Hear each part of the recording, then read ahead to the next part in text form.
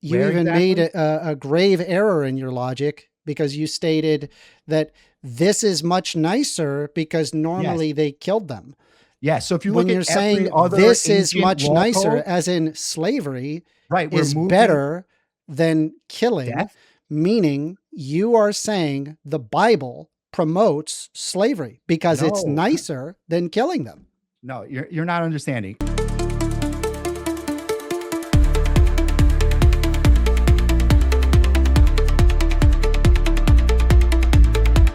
Today's debate prompt is the Bible promotes slavery. And taking the affirmative tonight is First Amender, known for his hot news discussions, political debates, and his The First Amender Show, the call-in show right here on YouTube. He's built the name by diving into the day's biggest headlines and today taking on challengers live and never shying away from the smoke. You can find his channel linked in the description below. And taking on the negative tonight is Andrew, better known as Dragonfist TV. Andrew originally built his name on YouTube through fight reviews and combat commentary, gaining quite the following by breaking down what happens inside the ring. But eventually he decided to take that same competitive spirit into a different kind of arena.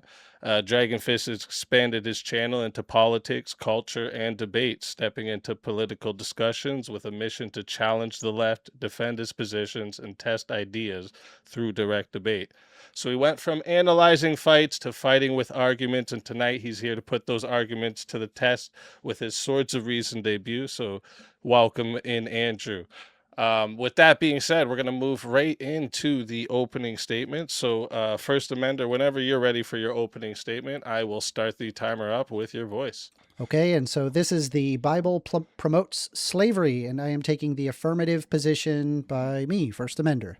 The claim promotes slavery. The term promote slavery is vague, and I seek to get a strong definition of what it means to promote.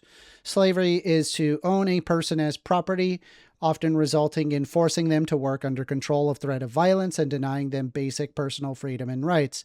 Promote is to contribute to the growth or prosperity of, based on Merriam-Webster. For me to prove my claim, I would have to show that the Bible explicitly condones or contributes to the growth and prosperity of slavery, of which I can show in spades, and I will show to you now. Leviticus 25:44-46. Your male and female slaves are to come from the nations around you. From them you may buy slaves.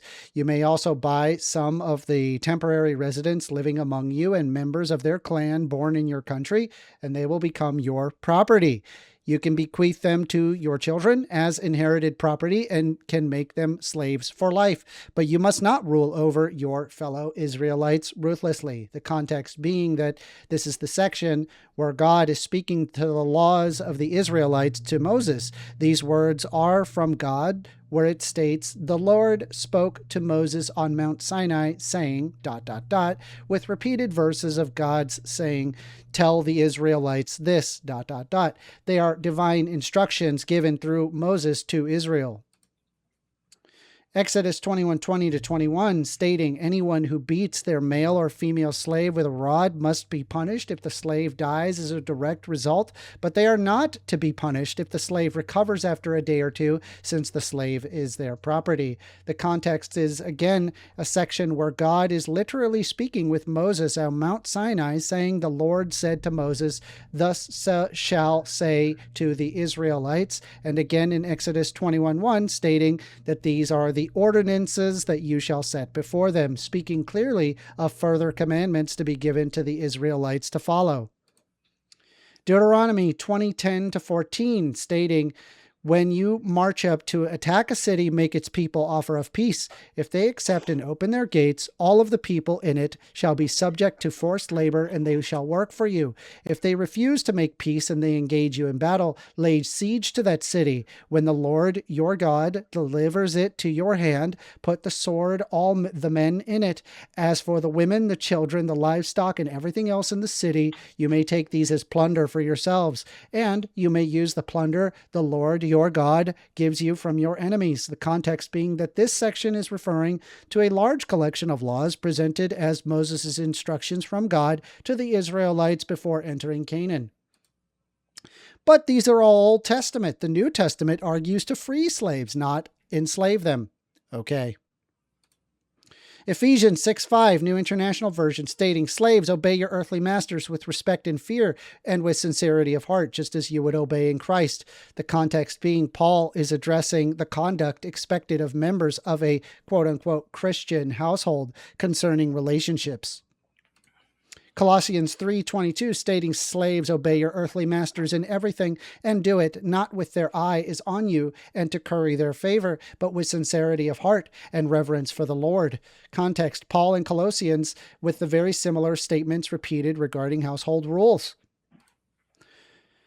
1 of Peter 2:18, stating, slaves, in reverent fear of God, submit yourselves to your masters, not only to those who are good and considerate, but also those who are harsh. Context being instructions on how Christians should conduct themselves within existing social relationships, and specifically addresses household slaves and servants.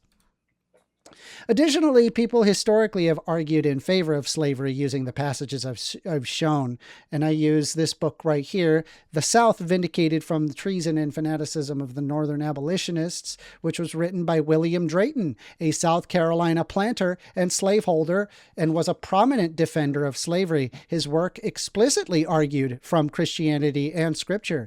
You could actually go to archive.org to pull this and see page 85, where the entire chapter is literally arguing slavery on the basis of the New and Old Testament by a slaver themselves. Despite this, people still say that the Bible does not promote slavery. People often argue that the Bible was used to abolish slavery. Even if I grant this premise, the Bible was used to justify all sorts of things, it does not revoke the over 1,000 years of history that did emphasize ruling condoning slavery.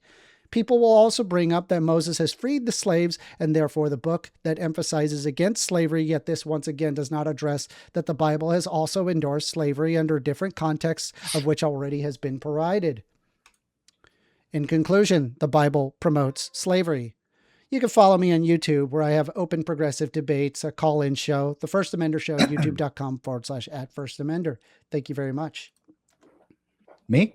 Muted, sorry. Yes, I'm gonna move the mic over to you. Thank you for that opening statement, First Amender. And yes, Andrew, whenever you are ready, let me get your clock started over for you. I will start the clock up with your voice. Okay, thank you. Good evening, everyone. Obviously, thank you, Speakeasy. Thank you to my opponent. We're here to debate a crucial question. Does the Bible promote slavery?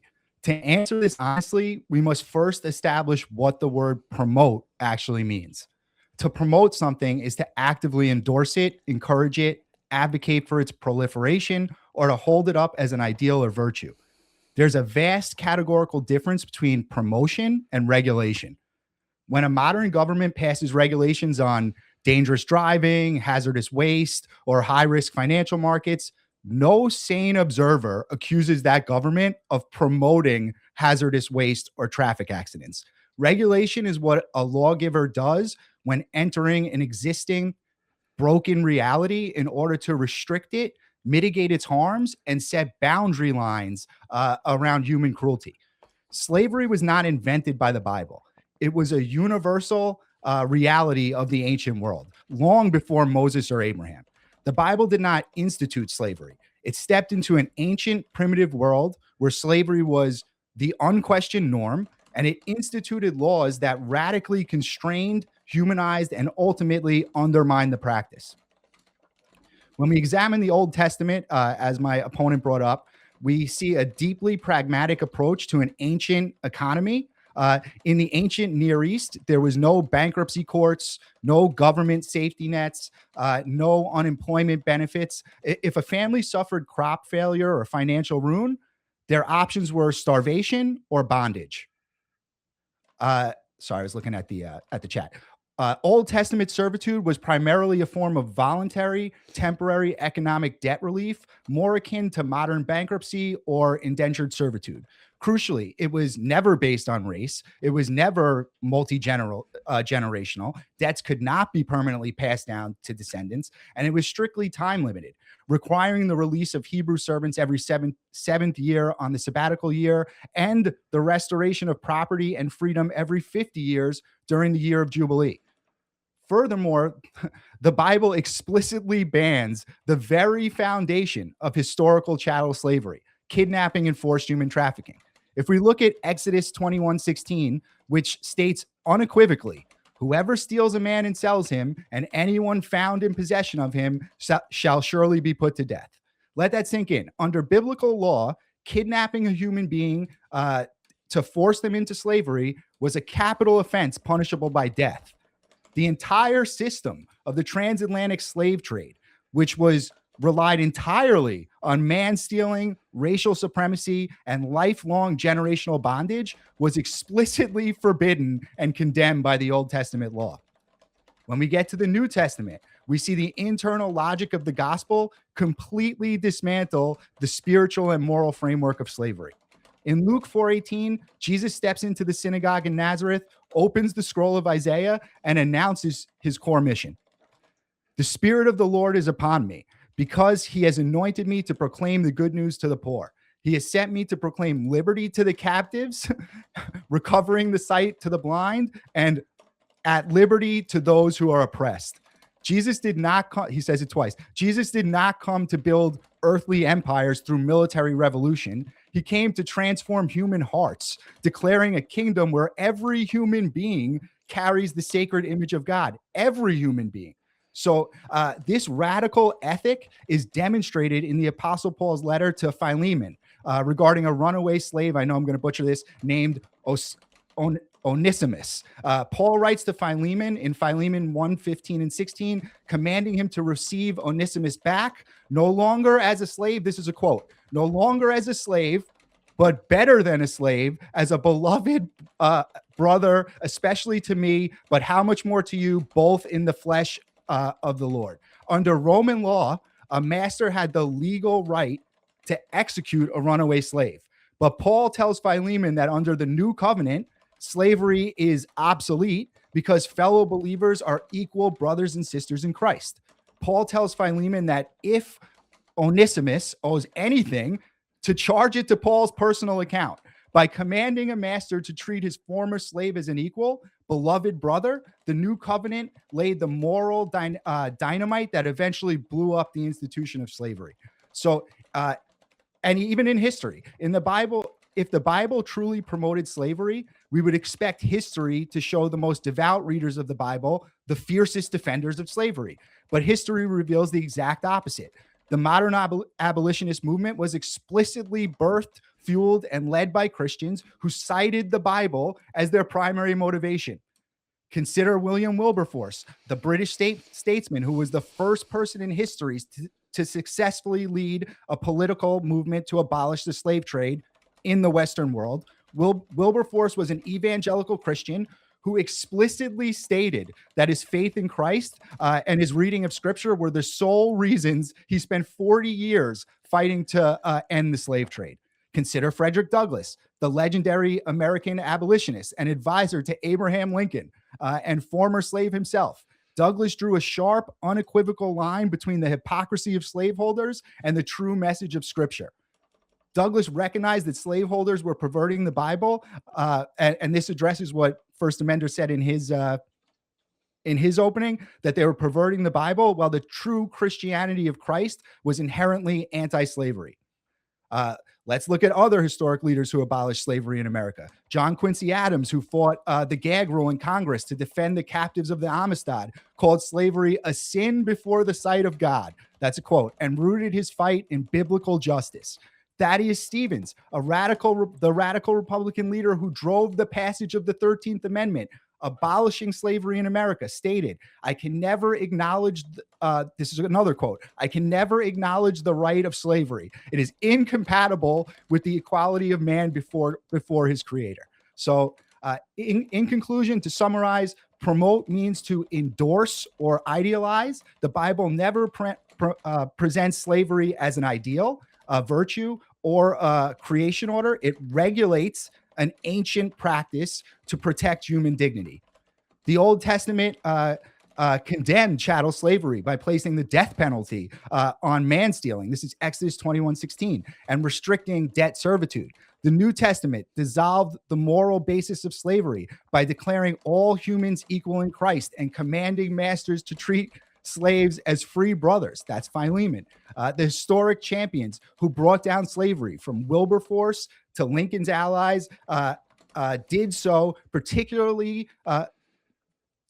precisely because they believed slavery was a grotesque violation of the gospel. And most importantly, there is not a single verse in Holy Scripture that promotes or commands slavery.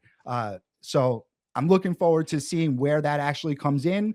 This debate has been going on for a long time. A lot of people have done it. You know, I'll get into who I'm citing in a little bit also, but I'm looking forward to hearing what I'm looking forward to this discussion. All right. Thank you for that opening statement. And with that, we are going to get into the rebuttal round. So that's 5 minutes each, uninterrupted, to directly respond to their opponent's opening arguments. So it's not a back and forth yet, no interjections. Sometimes some people will use these 5 minutes to do a little bit of cross-exam. That's more than welcome too. Or if you want to skip it, that's more than welcome too. So we're going to hand the mic back to First Amender. Whenever you're ready for your 5-minute rebuttal, let me get your timer up here, and I'll start it up with your voice.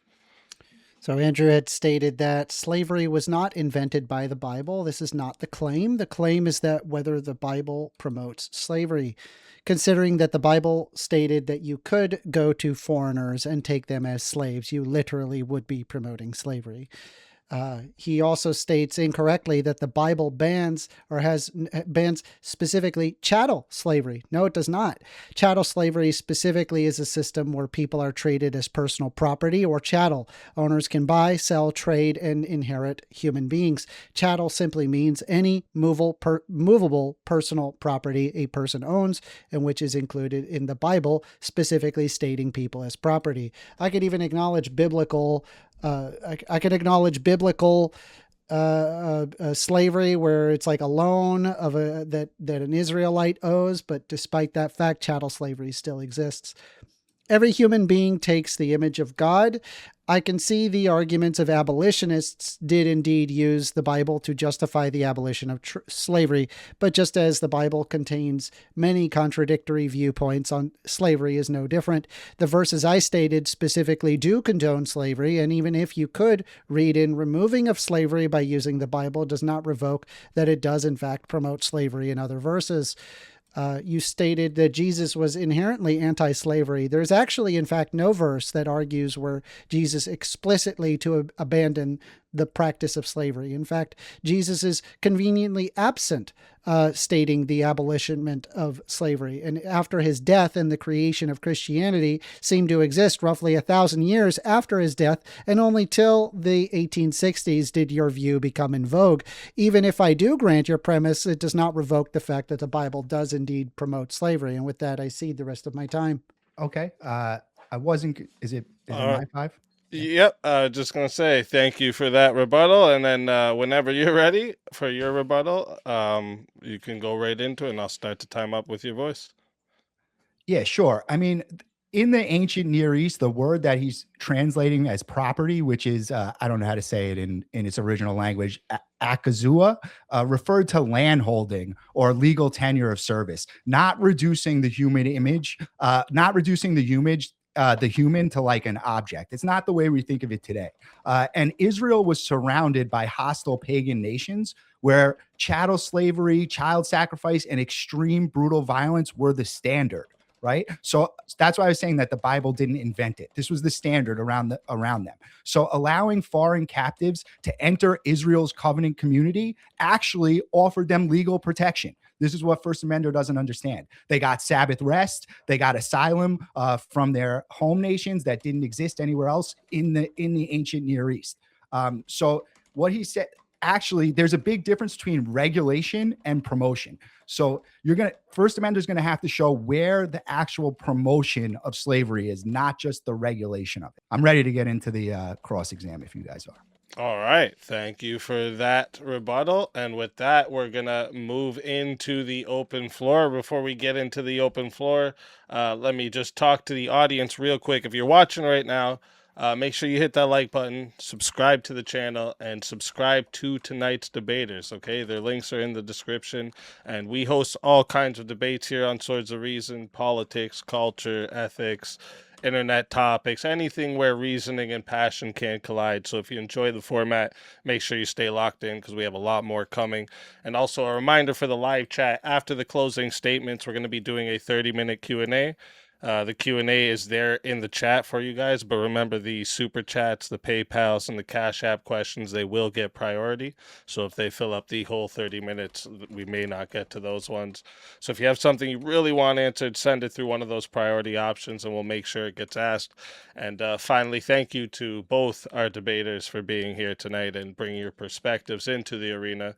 Whenever one of you is ready to start up the open floor, go ahead and start. My job here, mostly, I'm going to be out of the way unless things get too crazy, audience can't hear you, someone's we're refusing back and forth. So if we have to go into time responses, we will, but hope to stay away from that. But other than that, go ahead. Floor is all yours, boys. Do you want Uh, to go first, or what would it take to convince you that the Bible promotes slavery? Like, what does the evidence look like? it looks like an actual normative claim that this is what you ought to, which is, and then you also have to recognize that there's a new covenant. So like Christians don't follow Shabbat, right? We don't have to do that. Why? Because we don't follow the rules of the old covenant. So you're going to have to show me actually in the New Testament, and you have to refute Paul's letter to Philemon, where he tells them that we're all brothers in Christ and to free their slaves and that he'd pay for it. So unless you can refute this, I mean, I don't really see how you could say there's a promotion there. Maybe regulation, I'll grant you, but again, that's not the prompt.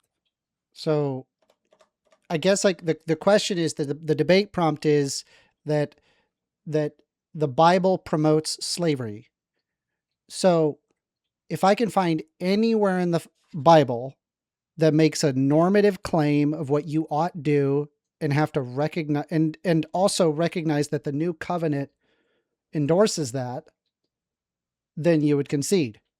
If you could show me a normative claim that you ought start a slave trade and that you ought, and that there's continuity to that in the New Testament, but there isn't, but you could try. Okay. Let's see here. Okay, so it says specifically here that your male and female slaves are to come from the nations around you, from them that you may buy slaves. So yes, that would be a normative claim stating that you can effectively go to foreign nations and buy them as slaves. You may also buy some of the temporary residents living among you, another normative claim, and members of their clans born in your country, and they will become your property. You can bequeath them to your children as inherited property and make them slaves for life, but you must not rule over your fellow Israelites ruthlessly. So maybe we could say that it does promote slavery, but that it does so in a friendly way. Actually, this is much nicer than what you would have found anywhere else in the region, because most of the time what they did with captives is they killed them. So to say that they're going to take them on and give them all these things, if you look up the rules for the women, they couldn't be sold. They had to be treated fairly. These people didn't have to work on the Sabbath. They were granted all types of rights strictly because of the Bible. The rest of the world didn't do any of that. They were brutal to captives. So again, you're talking about regulations, not promotion. You're actually committing what's called the Hume's Isoar fallacy. You're pointing to ancient civil codes that describe and regulate existing social practices. They already existed, and leaping to the conclusion that the text prescribes or promotes it as a moral imperative, moving from an is, a descriptive regulation, to an ought, normative endorsement, without explicit text. That's a fundamental flaw in your logic. Okay, so you went from that there's a fundamental flaw in the logic to that this is much nicer because normally they killed him. By stating that this is much nicer because they normally killed him, that means that they did, in fact, in the Bible, promote slavery. Well, they're telling you because what you're to saying it's do. much nicer. It doesn't matter if it's nicer or meaner. So what do you do with captives in the ancient world? They're not promoting slavery. Nowhere in the Bible does it say you ought do this thing. What it's saying is that in this situation, this is how you should respond to it. That's not the same thing. Again, that's a descriptive claim putting regulations. Here, I'll give you an example. If I get wrongfully imprisoned and I say, and I give you a description for what to do in that situation. If I say, don't fight your guards, right? Am I promoting wrongful imprisonment, or am I just describing what to do in that really bad situation? Was that a question directed at me? Because you didn't Yeah, I'm address asking you, it's mine. hypothetical. Yeah. You didn't address mine at all. What is your question? Yeah. So because you said earlier, I wanted to unpack it. You said this is much nicer because they would normally have killed them. If it was much nicer, what is this? Yeah, In that I'm talking context about of the that regulations sentence, that they're giving on this, on taking them captive. That's what I'm talking about. would it be fair to say when you say this is much nicer because normally they killed them, when you refer to this, you're referring to slavery. Slavery is much nicer because I normally didn't say they killed them. slavery doesn't exist in the Bible. I said, so if it comes down to being a slave, an ancient slave, which again is nothing like the slavery that you consider today, nothing like it. It wasn't race-based. You say it was passed down generationally. It wasn't. Also another false claim. And these slaves were freed. It was only for a certain If amount you're of an time. Israelite.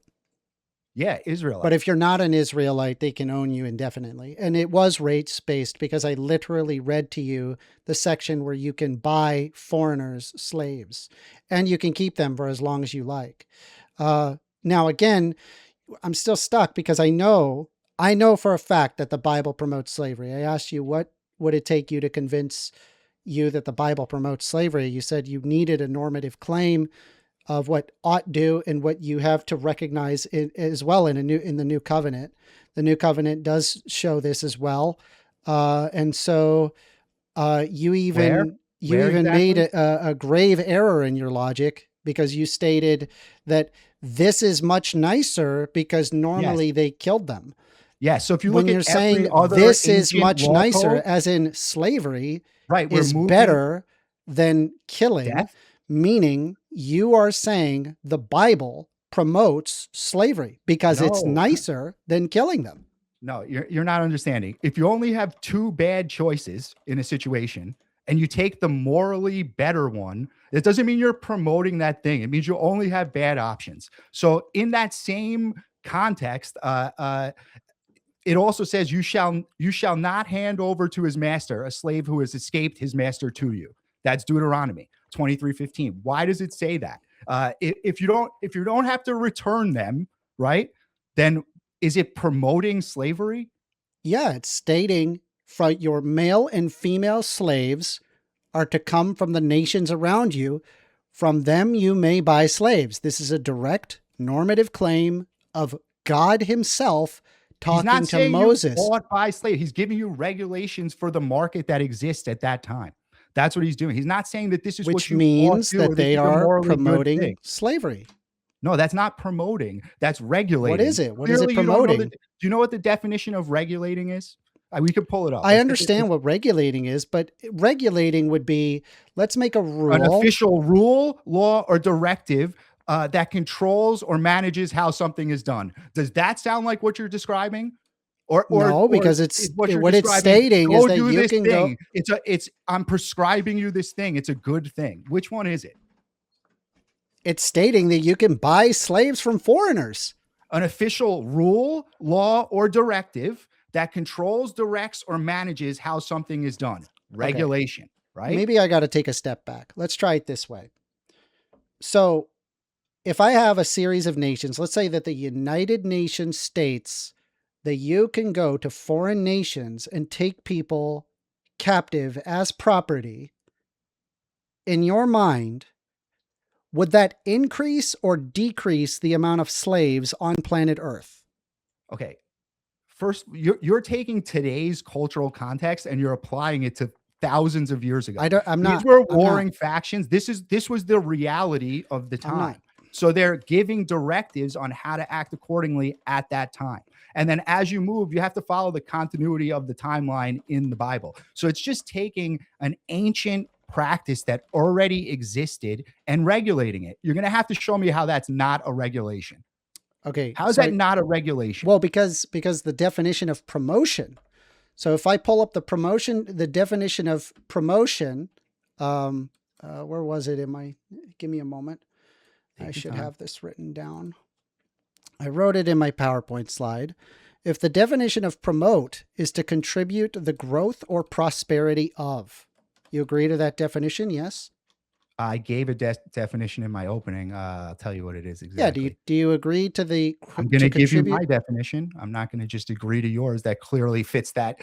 That is clearly a regulation on slavery. I'm going to give you my definition. That was just a definition. That wasn't me. I'm going to give you mine. I'm not. All right. Go ahead with your definition. Yeah. To promote means to endorse, encourage, or advocate for its proliferation. Encourage and advocate. So that in no way is what's happening. I think there's an error in your definition because you're saying it's a bit of a technicality. You said to endorse, encourage. Did you say and or an or between encourage and advocate? Endorse, encourage, advocate for its preference. Okay, so do all three of those metrics need to be met, or does only one need to be met?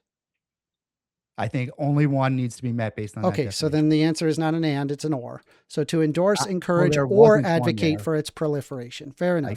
So if I use your definition, so I'm going to ask you once again, right? Because I know that we're not talking about today's atmosphere. That's fine. The problem that I'm asking is that all I have to prove to you is that the definition in the Bible proliferates slavery. If what is being said proliferates slavery. So as an example, we don't really have a lot of slavery in the United States, maybe save for a few areas on planet Earth, maybe if you consider the prison system in the United States. So if the United Nations told all the countries around us saying from foreigners, you may now legally buy slaves, would that increase the amount of slaves, decrease the amount of slaves, or would it remain stagnant? Okay.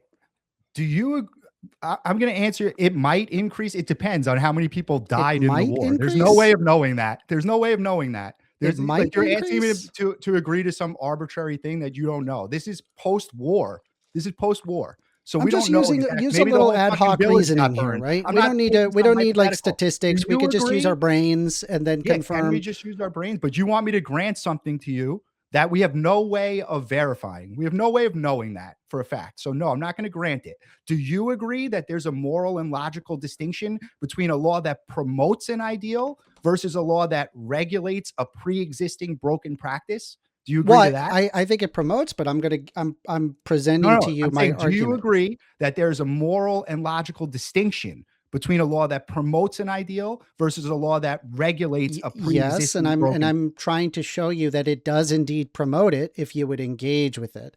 You can't seem to engage with the answer to the question. You let me finish this line Let's of logic, operate off of an intuitive nature. Let's use our intuition and say, if the United Nations told other nations, hey, you can from other nations, you may purchase slaves, would that increase slavery, decrease slavery, or would it remain stagnant? If I had to guess, right? If I had to, let's put I think like a majority of Western countries would say, what happened? Did he go away? Oh, let me fix that. Oh, it's just his camera, I think. Yeah, I'm gonna fix it. So if the United Nations told all of the countries on planet Earth, hey, you may now go to foreigners and you can buy slaves, I would venture to say there would be an X amount of Islamic nations that would likely go, okay, we can own slaves. They end up having slaves. I would venture to say maybe a majority of the West would not.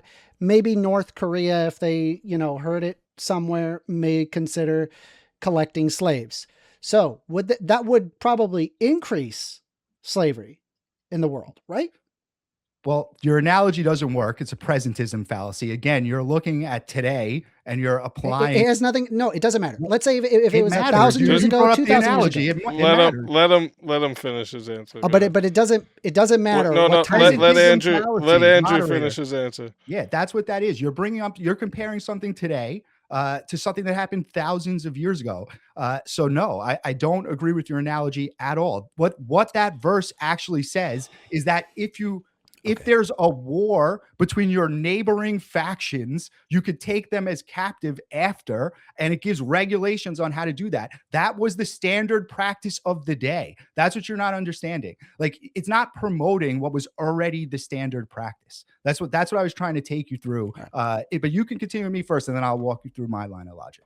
So you're stuck with the fact that I'm bringing up the United Nations in today. Fine, whatever. What if it's 1000 AD? Let's say that there is a tribunal of countries that all agree that you may purchase from foreigners slaves. Would this increase or decrease slavery? Again, you have to put the caveat that's for it to be analogous, you have to put the same caveat that's in the Bible verse, which is this is after a war. This is after a siege, after an attack. Nope. Yes, that's what it says. Nope. It says you could take them as captives. Nope. Yes. No. You're confusing the verses. I'm talking about specifically Leviticus 25:44-46, not the captives. So I'm going to read it to you again because you're not remembering. Your male and female slaves are to come from the nations around you. From them you may buy slaves. You may also buy some of the temporary residents living among you and members of their clans born into your country, and they will become your property. You can bequeath them to your children as inherited property and can make them slaves for life, but you must not rule over your fellow Israelites ruthlessly. Okay. Yeah, so we know for a fact that it is not regarding war, but even if none of that even matters.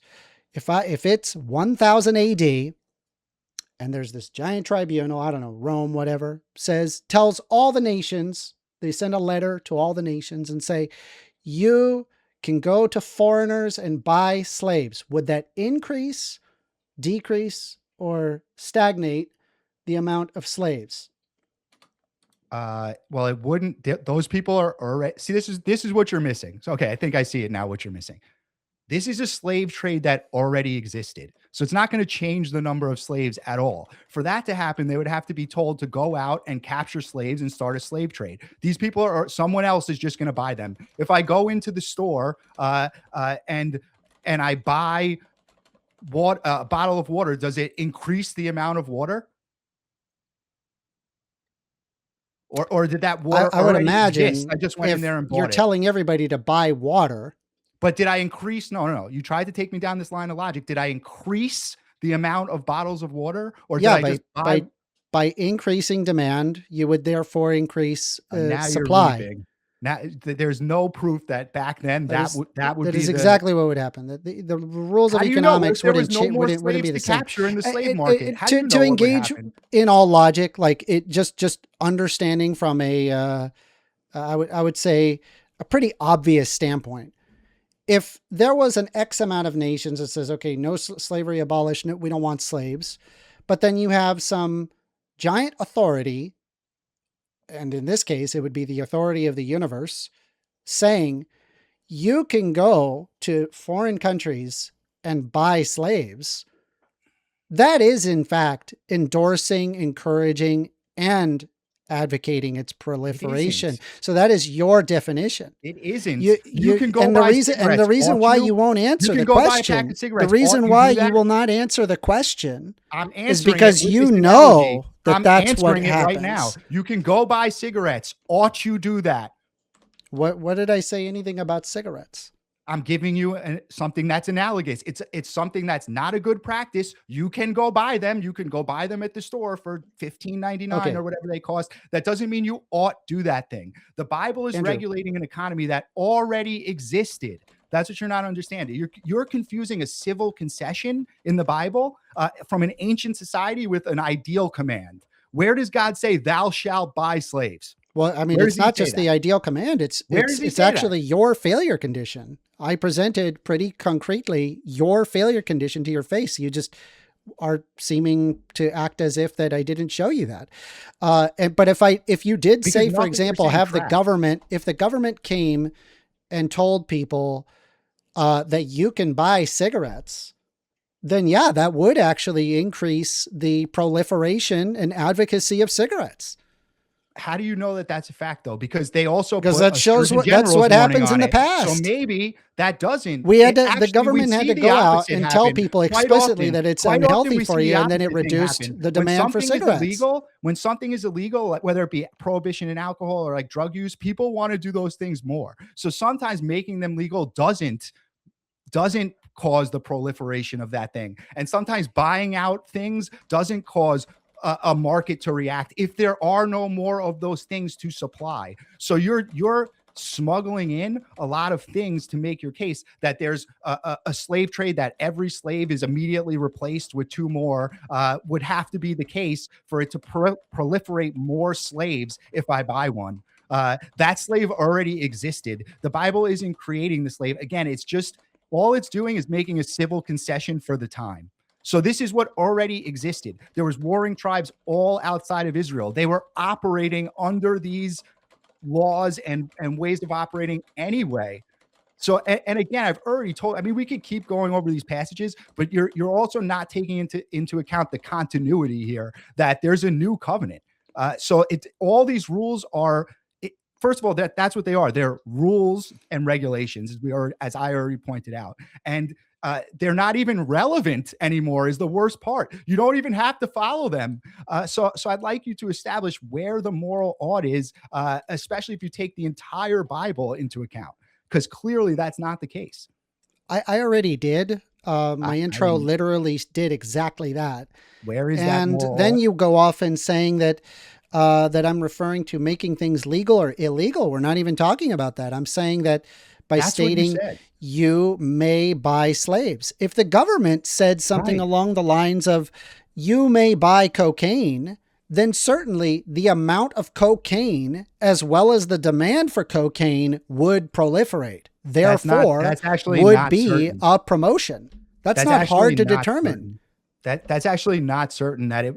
So when the government says you ought do things, that you can do things like that, there's huge taxes on it, and it takes some of the appeal away from people. So it's not as like of a dangerous thing to do. And I don't think most people want to do cocaine, so I don't think they really care if it's legal or not. So saying that if the government made it legal, and this stuff already existed, that's the point that you keep on missing, is that it was already in existence. That's where I'm trying to get with you, that they're regulating. If it's in existence, the Bible isn't saying then it would promote go it. create this system, go steal people and start selling them and create a slave trade. Nowhere does it say that. It's arguing, it's regulating from a system that already exists that it eventually dismantles. It just takes time to do It took that. 1,000 years for it to dismantle, Yeah, but it took time. regardless of that fact, even It's not after regardless, Jesus's important. death, slavery was still pretty pervasive. So the idea that it abolishes slavery, it certainly does not. And the fact that I could bring up literal slavers' accounts where they argue that they are endorsing slavery. And even by you made a grave error very early in. You said this is much nicer, referring to slavery because they killed them, by Yeah, saying you that, can't hey, use the presentism. alternative is much better. Slavery is much better than killing them. You're tacitly stating that they are promoting it with your own words. No. What I'm saying is Then that what were you there was referring this to when you ancient said practice. this is If you much look at other nicer? codes, like the Hammurabi Code, they just killed their captives. So what I'm saying is we're moving in a direction that's morally better, that eventually gets rid of slavery. So there's no way you could say it promotes it. There's no way. And if you say that about slaveholders that cited the Bible incorrectly, you could also look at, like I brought up in my opening, Frederick Douglass, that is one of the number one abolitionists that specifically denounces that very thing and those slaveholders as not holding the correct view of Christianity, and then cites, which is clearly not, any book can be corrupted, but clearly all the abolitionists cite this image of God and being brothers in Christ is the reason that they couldn't continue the slave trade. So how that promotes, what's the golden rule of Christianity, dude? What is it? Well, again, I mean, you're saying What is that it? we're moving in a direction that's What is the morally. golden rule of I have to address Christianity? what you're saying, right? I can't just You won't answer every answer my single question? question. I have to address what you're saying. You're stating that Sure. we're moving in a direction that's morally better, but it actually doesn't. It took well over 1,000 years. I think it's about 1,600 years, and then a giant civil war to get slavery to be abolished. And even then, rendered many Black Americans effectively second-class citizens. They were still salty about that. Even to this day, you have people who have the Confederate flag arguing for quote unquote states' rights. Of course, state rights to own a human being, but regardless of that point, uh, uh, if you're stating that that it was better than just simply killing them, then in reality, you're saying, well, slavery is better than killing them. That would mean that it is promoting slavery instead of killing slaves. Yeah, I but can't that's make not it what the prompt is. any simpler for No, you. they're No, the regulating, prompt is, does the Bible promote slavery?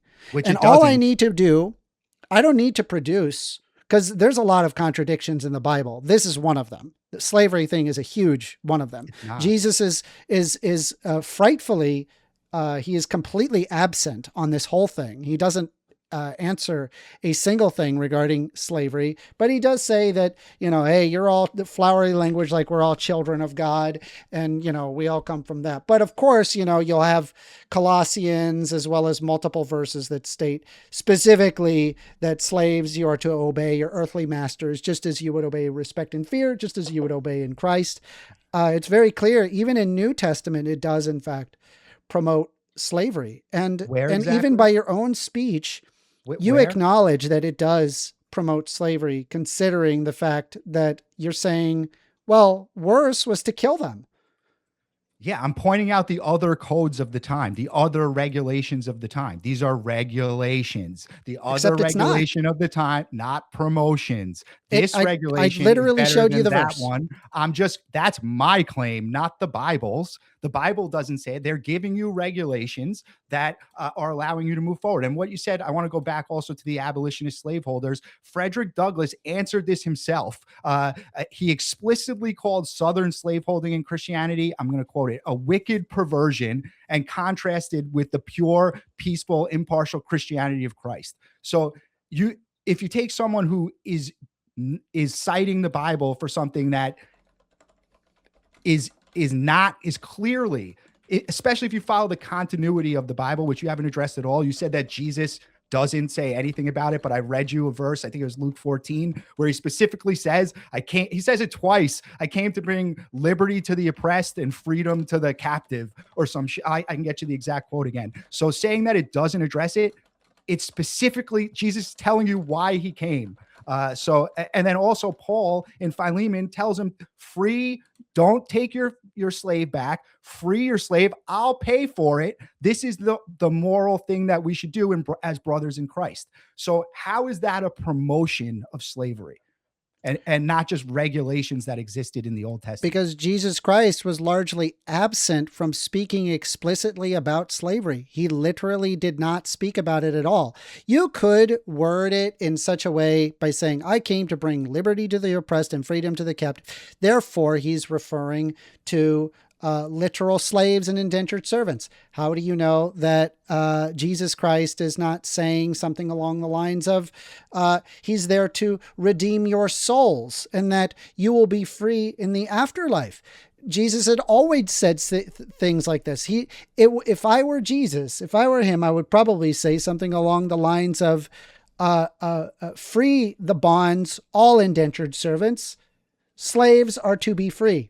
If he said something like that, we would not be having this debate, but he never, ever said that. And even in New Testament, stating slaves, obey your earthly masters with respect and fear, just as you would obey in Christ, in multiple books in the New Chapter, in the New Testament, and you stating your male and female slaves are to come from the nations around you, and from them you may buy slaves. You tacitly agreed that verse is better than doing what they typically do, which is to kill them, which would mean that's a promotion of slavery. It's not a promotion. It's a comparison. It's not a promotion. Just because two things can be bad and then one thing is better than the other doesn't mean you're promoting that thing. It's not promoting either thing. It's dealing with the society of the time and choosing between two really bad choices. So it's not promoting it. And Jesus says it twice. We know he's not just talking about the Spirit because it's twice in the same sentence. He says, I'll read it again. The Spirit of the Lord is upon me. This is Luke 4:18. Because he has anointed me to proclaim the good news to the poor. He has sent me to proclaim liberty to the captives, recovering of sight to the blind, and to set liberty to those who are oppressed. Let me ask you a question. In the New Testament, did Jesus literally recover sight to the blind? Or what? Is that some metaphor? I don't believe in any of the miracles of the Bible, but if you're asking what specifically was said in the Bible, I'll grant you whatever was said in the Bible, as long as you're accurately reading out from the Bible verse. So you're saying that Jesus in the Bible, he wasn't being metaphorical when he recovered someone's sight. He actually recovered their sight in the Bible story. It says here, actually the verse that you were pointing out is actually incorrect. You said, I came to bring liberty to the oppressed and freedom to the captive. Liberty to the captives and set at liberty those who are oppressed. And this is Luke 4:18. Is this correct? Yeah. Okay. So he was in Nazareth and he was on the Sabbath day. He went to a synagogue and he stood up and read a scroll of the prophet Isaiah when it was handed to him.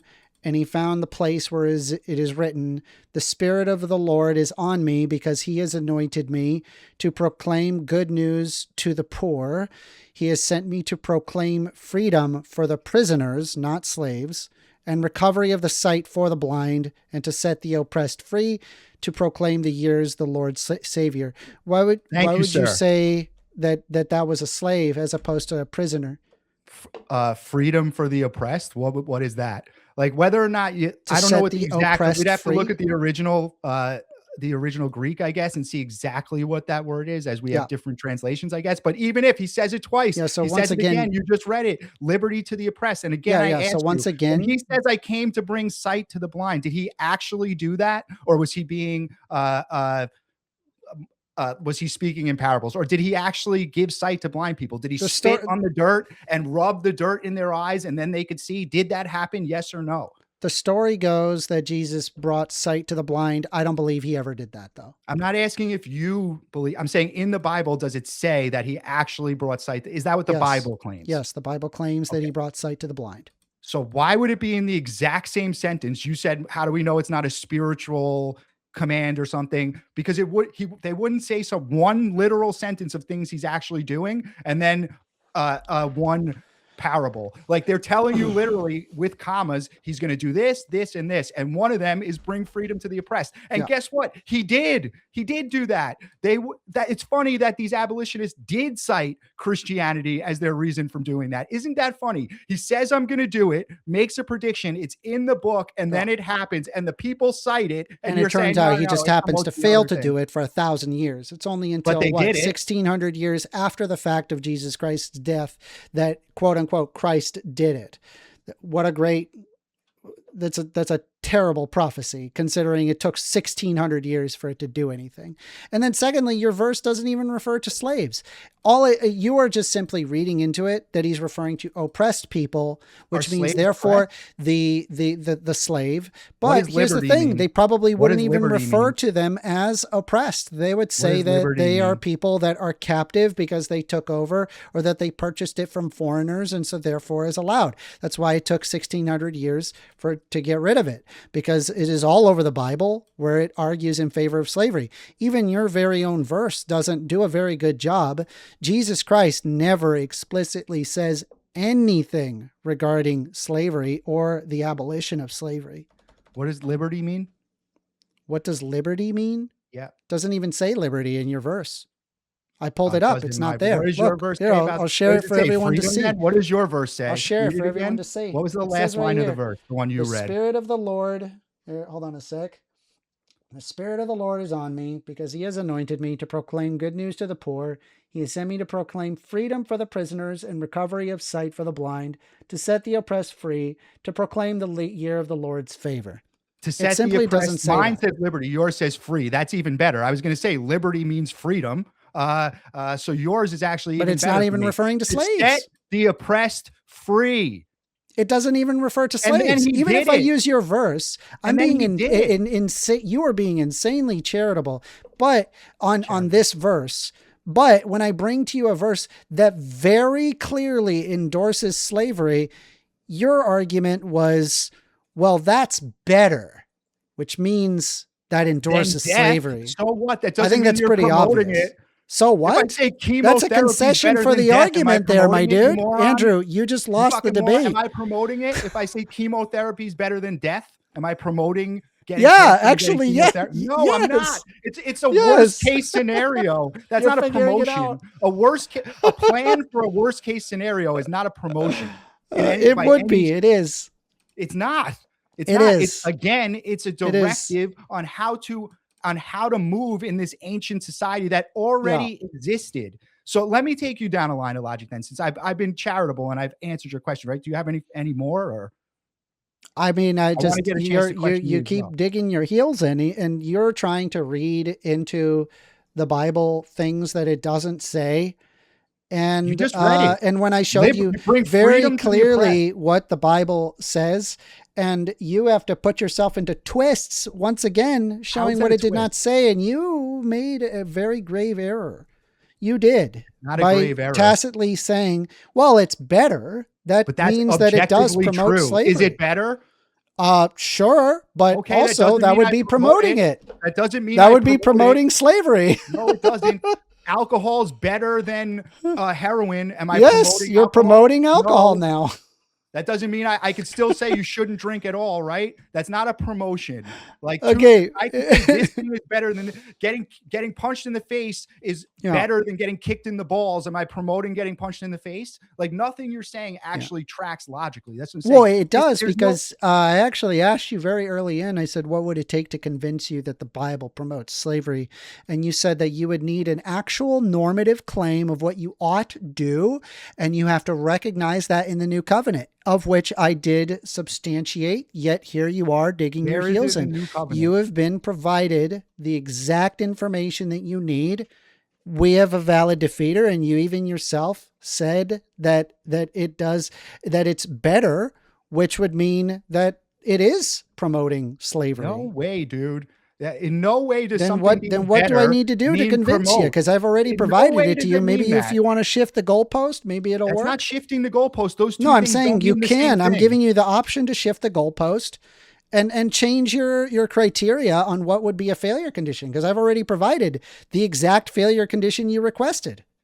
No, you didn't. You said the definition you said, you tried to catch me on proliferation. That's what you did. You tried to say, if we buy slaves, does it proliferate more slavery? I said to you, it doesn't. No.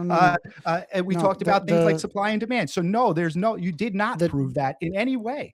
And then you said that in the New Testament, it continues this promotion of slavery, which you also didn't show. I'm showing you words from Jesus himself, words from Paul himself, telling Absent. you not to do these things. No, and that absent. Jesus is going to free the oppressed. You literally, I was going to use In the the word afterlife. liberty, which was harder. You used the word free. You brought the word free the In the oppressed afterlife. into it, right next to a line where he says, restore sight to the blind, which you admitted in the book he literally did in the context of the book. So no, dude, your logic is way off here. It doesn't track. I mean, you could say that the logic is way off, but I asked you for your failure condition. I provided exactly that. And you seem to kind of twist yourself into knots to make it not work. And also the debate prompt, so you're aware, is the Bible promotes slavery. And I've shown, even by your criteria, that the Bible does indeed promote slavery, even if I acknowledge verses that could insinuate that slaves ought be free. This does not remove early Old Testament verses, nor does it revoke the New Testament verses where it explicitly gives further rulings on slavery. This is why it took over 1,600 years for slavery to become abolished after Jesus Christ's death. No, it does actually. See, you're smuggling that in. You're saying that I agreed based on the definition, which I just brought up 2 seconds ago, the proliferation, which I said, no, there's no proof that that would be the case, that it would proliferate slavery. For that to happen, for there to be more slaves, there would possibly have to be another neighboring village for them to attack and enslave and then sell them to the Israelites. So no, it doesn't mean that it's going to proliferate it. So I deny, I'm not agreeing with that part of your argument. So no, it's not correct. So how exactly did you get, based on my definition, that I agreed that it was promotion? And where in the New Testament did you show that it continues this into the New Testament? When I'm showing I you provided multiple and verses. Jesus. I provided multiple verses. Which But let me verse take a look in the here. New Where is Testament? the definition that you provided? I have it written down here. My apologies. It says here that your definition is to endorse, encourage, or advocate for its proliferation. Correct. So I'm assuming proliferate as in more of that thing, right? Again, And so proliferate the slave trade if someone, is not happening here. if, for example, the government stated that you may buy cocaine, then certainly the amount of cocaine as well as the demand for cocaine would indeed proliferate and therefore be a promotion of cocaine. If God told the No. Israelites from foreigners, you may buy slaves, if God told them that you may buy slaves, then certainly an amount of slaves as well as the demand for slaves would proliferate and therefore be a promotion. It doesn't follow that the amount of slaves would proliferate because you bought some. Like, again, you're using presentism. Those people were already slaves. I don't know what you're fucking laughing about. Like, they're already slaves.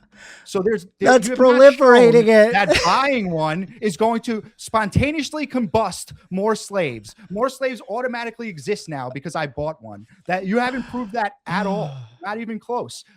Again, you're using presentism. It doesn't apply here. You can't say I don't that need just to because I use bought a- presentism. I can use anything. If I have, if I state something along the lines that you may buy cattle from foreigners, then certainly the amount of cattle as well as the demand for cattle would proliferate and therefore be a promotion. I don't No, that's need not it to be certain. modern to realize that when you say you may go out and to these areas and purchase this thing, that it is I mean, is a commercial to you a promotion? Well, it depends. You can have commercials like public service announcements that are Okay, that are fair not enough. promoting things that If are I actually. Go ahead. Go ahead. No, you can have commercials that that offer that tell you how to regulate certain situations, just like this, as far as like PSAs go. So no, it's not necessarily promotion, and it doesn't follow that just because. Again, saying that you can go to this neighboring town and purchase a slave is not promotion. It's regulating a current system that already exists. Nowhere does it say go set up a slave trade, capture these people, sell them as slaves, do this, sell these. It doesn't say that. It's saying you can go buy this already existed. So it's not promoting the slave trade at all. Or I'll give you an example. If there's only X amount of diamonds in the world and you buy one, did I proliferate more diamonds? Yes, because that would create they an come from? induced demand, which would increase the price of diamonds, albeit a very tiny margin.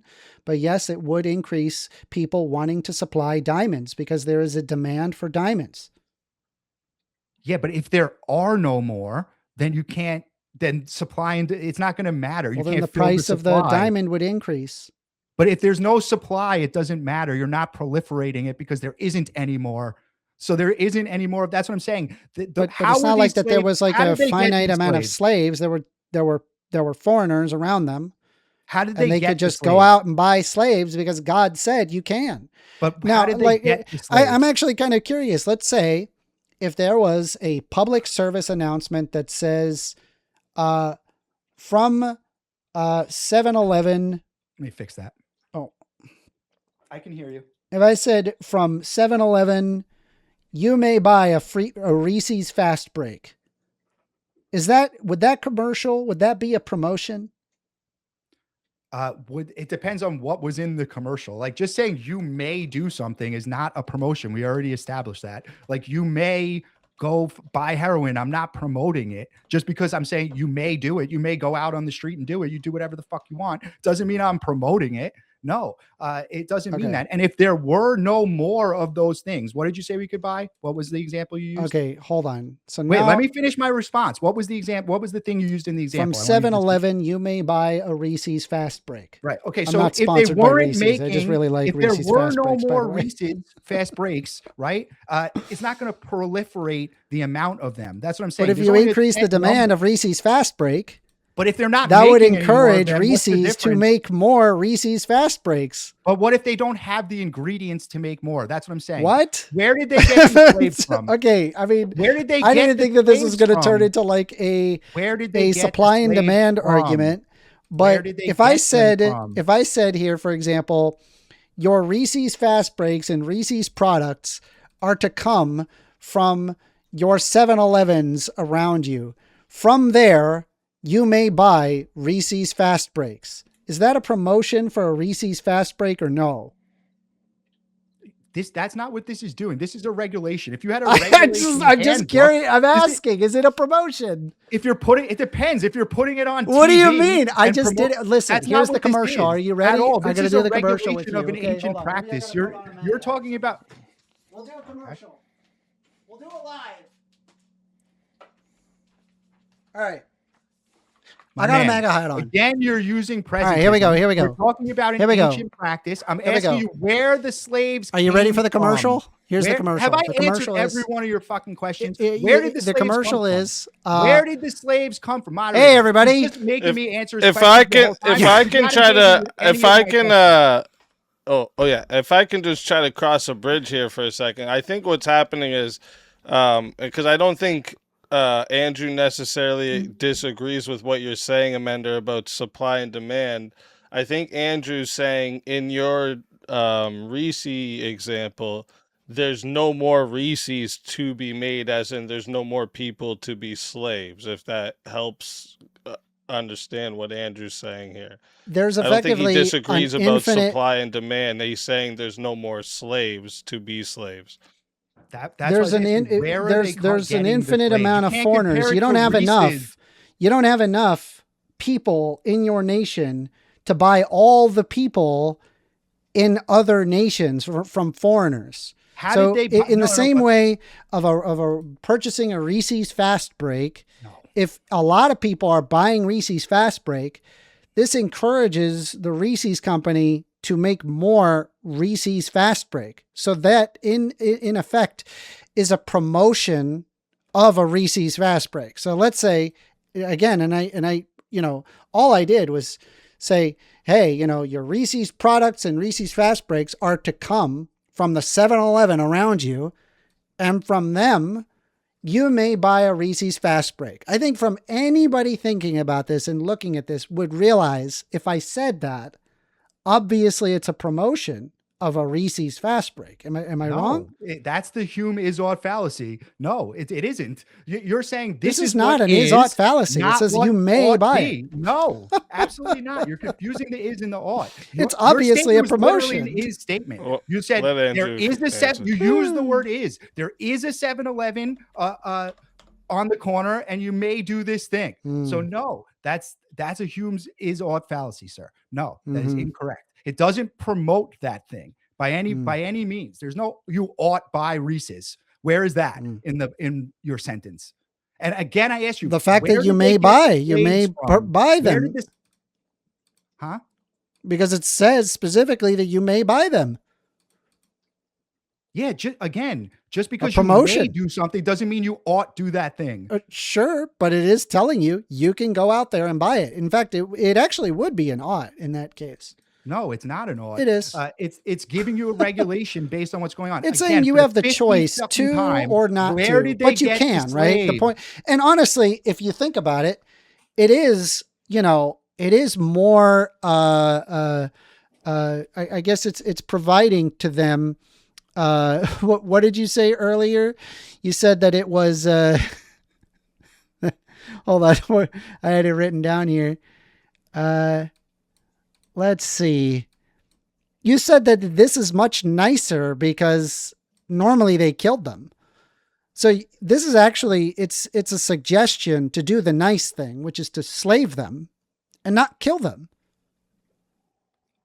Again, you're going back to that. Why? Because you lost. Yeah, this because one. it's I don't no, understand it's why not. you're No, going- I mean, already addressed to me, that. it's obvious, Is it right? my turn? In the 7-Eleven ad, that it is You're endorsing promoting that. 7-Eleven. I don't even have to say that you have to buy that. I can just promote it, and then that would be enough. It depends if And it's a right here promotion, in the Bible, it says pretty explicitly, and this is just one verse. There's many verses like this. So it just it's obvious to me, but for whatever reason, This whole thing you want to was dig your about heels in because proliferation. That's I where you get were it. trying I get to it. go. You're a Listen, bro, you're Christian, spinning all over the and place. knowing First, that your you were Bible saying- promotes Let's slavery let is Andrew unbiblical. answer to what you're occur. saying there. Yeah, you're spinning all over. The whole way this started is you said because of my definition that I gave, proliferation would occur if you bought more slaves based on supply and demand. What I'm saying to you that you will not address is that there's a finite amount of slaves. So it doesn't necessarily follow that you will proliferate slavery by interacting in said slave trade. Yes or no? Yes, it does result in increased supply. Yes. Okay, It what would if there's increase a supply. finite amount and there are no more? That's not possible. You're one nation. You have many nations around you.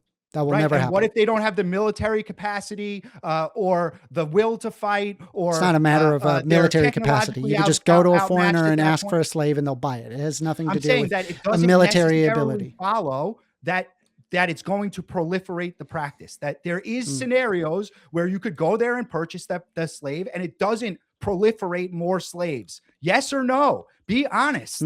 Sorry, what's your question? One more time. I was looking something up. There is a scenario, multiple scenarios, where you could go purchase a slave and it would not proliferate more slaves, as you were saying. Does that scenario exist? Yes or no? No. It doesn't? What if there's no more slaves to buy? Then I suppose there would be no more slaves, but there were plenty of slaves. Men don't want to slaves. go capture more slaves. Yeah, people that's actually what happened with the slave trade. When you had people show up, they would purchase slaves and then they would pay money and then they would leave. This actually created an induced demand between tribes where if they captured another tribe, they could sell them off to slavery. And that was beneficial for everybody involved. So it was a constant battle getting people captured, getting them sold off to slavery. So by the creation of that demand of slavery, it in fact did increase the overall amount of slaves. Again, you're talking about the supply. I mean, you're talking about the demand. I'm talking about the supply. So I'm asking you, these are interrelated. You just said, say that again. I didn't hear you. These are interrelated concepts, right? But increasing demand individually, it dictates. You can have a demand without a supply, right? You can have a demand without a supply. Yes, that's possible. Okay, so is it possible that you could have a demand for slaves without a supply? All right. Well, I don't know what to tell you here. Is that possible? Yes or no? I'll provide this. I mean, I don't know. Like, answer the what question? do you know in everyone? I just want you to realize he will not answer the question. What do you know about because it destroys his whole argument. All right, sorry. Go ahead. What was the question? Because you're gonna get all upset about that. That you can have a demand for slaves without the supply?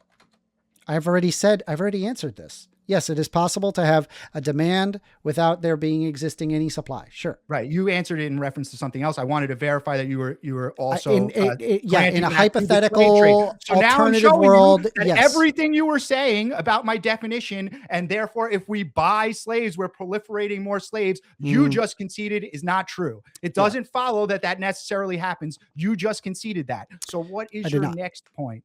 Well, because when you buy more of a product, do the prices rise? That's not proliferation. That's not creating more slaves. I'm not asking that. I'm saying when you buy more of a product, do prices rise? It depends.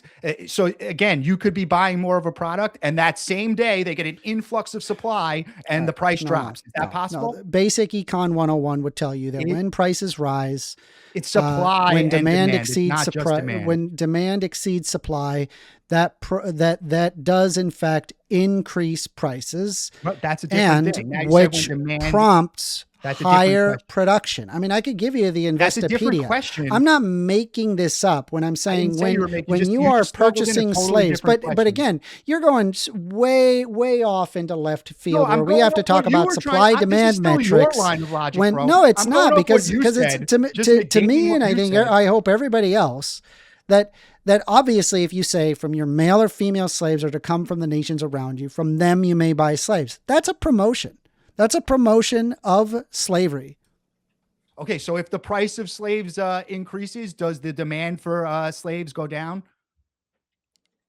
Wouldn't that Yes. also follow then? Quantity demanded would decrease Okay, as so then what the fuck price are you talking increases. about, bro? Okay, so then there's no promotion there. Like there's no proliferation is. based on that definition. It is.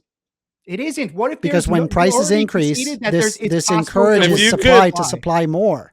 If you could, just for like everyone's sake here, if you, because I feel like we're getting a little off field. If you could just tie in how the price and supply and demand ties into Yes, the please, promotion Andrew. for us. Me? Oh, It's your no, I'm asking. it's your Yeah, I'm analogy. asking just you, going Amanda. based off what you're Like saying. how- It doesn't. like how it my ties argument has into the nothing to promotion. do with supply and demand. Bro, He you pulled brought that. up supply and He demand to pulled try and that. get me All on right, the I'm sorry. Was I definition. supposed to respond, You're a or are you? slippery Or is this motherfucker, the? dude. Or You is this brought the up Andrew? supply and demand. Hold on. To He get me asked on my me to definition. I didn't clarify, bring it and up. I'm You trying brought to it up. explain And it. now 'cause it Hey, doesn't work, you Speakeasy, wanna can I fucking get some discard it? control? Yeah, let Amanda just explain how the supply and demand and the pricing ties into the promotion here. Okay, so this has absolutely nothing to do with my argument. It's actually Andrew's argument, where he was saying that if you have more people buying slaves, does that result in there being more slaves? His answer is no, but a basic supply demand chart would tell you that yes, it does increase proliferation of slavery, because what you're doing is that you're giving a price signal to get more slaves, because there's a profit incentive. But regardless of that, I don't need any of that. It says plain as day, your male and female slaves are to come from the nations around you. From them you may buy slaves. You may specifically go to a foreign nation and purchase slaves. This is God talking to Moses, saying, this is what you may do, which is in Correct. effect Regulating the promotion system. of slavery. I don't need to apply any Regulation supply, of the demand, nothing. system. He's regulating the system that already exists. Promotion of slavery would be go set up a slave trade and sell slaves. That would be promotion of slavery. Like what Well, they're saying, from this system a foreign already nation. exists. From It a foreign already nation. exists, and this is how you should operate inside of it. And you walked back exactly what you said about the supply and demand thing, because you knew you were wrong on it. That's the only reason you did that. You just tried to smuggle it in again, but you conceded already that there could be a case where supply isn't available, even though there's a demand. You just conceded that 5 minutes ago. So it doesn't follow that it would proliferate if you purchase more slaves, that there would proliferate more slaves. You already conceded that. So you can't even follow your own logic from 5 minutes ago. From 5 minutes ago. All right, let's try it this way. From the death of Jesus Christ to, I don't know, when slavery was abolished, right before slavery was abolished, was there more or less slaves? What was the question? Okay. So Jesus died to right before the abolition of slavery, right? Yep, from Jesus's death to What time do you think that there were more slaves? Well, there's more people so there's probably more as we move forward in history. But it's not the Christians. The Arab slave trade was far more systematic and brutal and continued far long after. So the Christians had to embargo. You know what the Ivory Coast another one embargo is? referencing Yahweh God, but we don't answer even have any to talk question. about that. I agree with you there. There's even still slaves in Afghanistan to this day, but There's that's beside slaves the in point. Sudan, there's slaves. Yeah, I agree. in I North Korea. agree. So But that's not if Christian, it increases, right? So if the Bible's promoting after slavery, having why the aren't Bible Christian and nations the ones Jesus doing and it? all that good stuff, it seems to have proliferated. It's fair to say. What? Say that again. It seems to have proliferated from the time of Jesus's Not death by Christians. to the day right before the abolition of slavery. not by Christians. It was No, proliferating. by Christians. We're talking about the United States. Christians had the slave trade for the shortest amount of time, literally the shortest amount of time. And they abolished it what first. happened? It proliferated, did it not? They fucking abolished it. They fought and died to free these slaves. They embargoed the coast of Africa. So the They just went a really long time of having and could buy from foreigners slaves. And they were going to foreign countries buying slaves. Say again? So I just want to be clear, right? Because it says here, your male and female slaves are to come from the nations around you. From them you may buy slaves. You don't believe that this proliferates, despite the fact that it did proliferate. Despite all of the teachings of Jesus Christ in the Bible, it still proliferated. That specific time. Did it or did it not proliferate? No, it doesn't. That doesn't follow at all. This guy's a clown. You're like antithetical to reality. All right. No, okay. Dude, you're I think I'm good. Christians fought and died to free the slave trade and then cited the Bible as the reason that they did it. And you're like, they proliferated it. No, they fucking ended it. And you're disrespecting them, the people that died to do that, by laughing about it. I'm not disrespecting anybody. You're the one that's the Arabs kept doing it long. They still do it today. They still practice chattel slavery today. Yeah, also bad. I'm not promoting them their slavery either. I don't know what this argument is. Citing Christianity, Frederick Douglass, William. Yes, whether or not that the Bible promotes slavery, and it does. I showed you that exact verses that show that. I'm doing this because why? What did they say? Huh? I don't know. I don't know what you're trying to say. What did they say? I don't know. Frederick Douglass was like slavery bad. I don't know. No. All right. So the reason was, yeah. So I was just gonna say that brings us to an hour. But like I said at the beginning, if you guys want more time of open floor, I'm open to it. If both of yous wanted it, if you felt like there was something else, some other point you guys wanted to get to, we spent quite a bit of time on. I would like to ask him just a couple of questions, considering the entire time he wouldn't answer any of my questions. I did. I answered all questions he threw at me. Yeah, but I also want the opportunity to question you. Sure. If I could, just for a few minutes. Sure.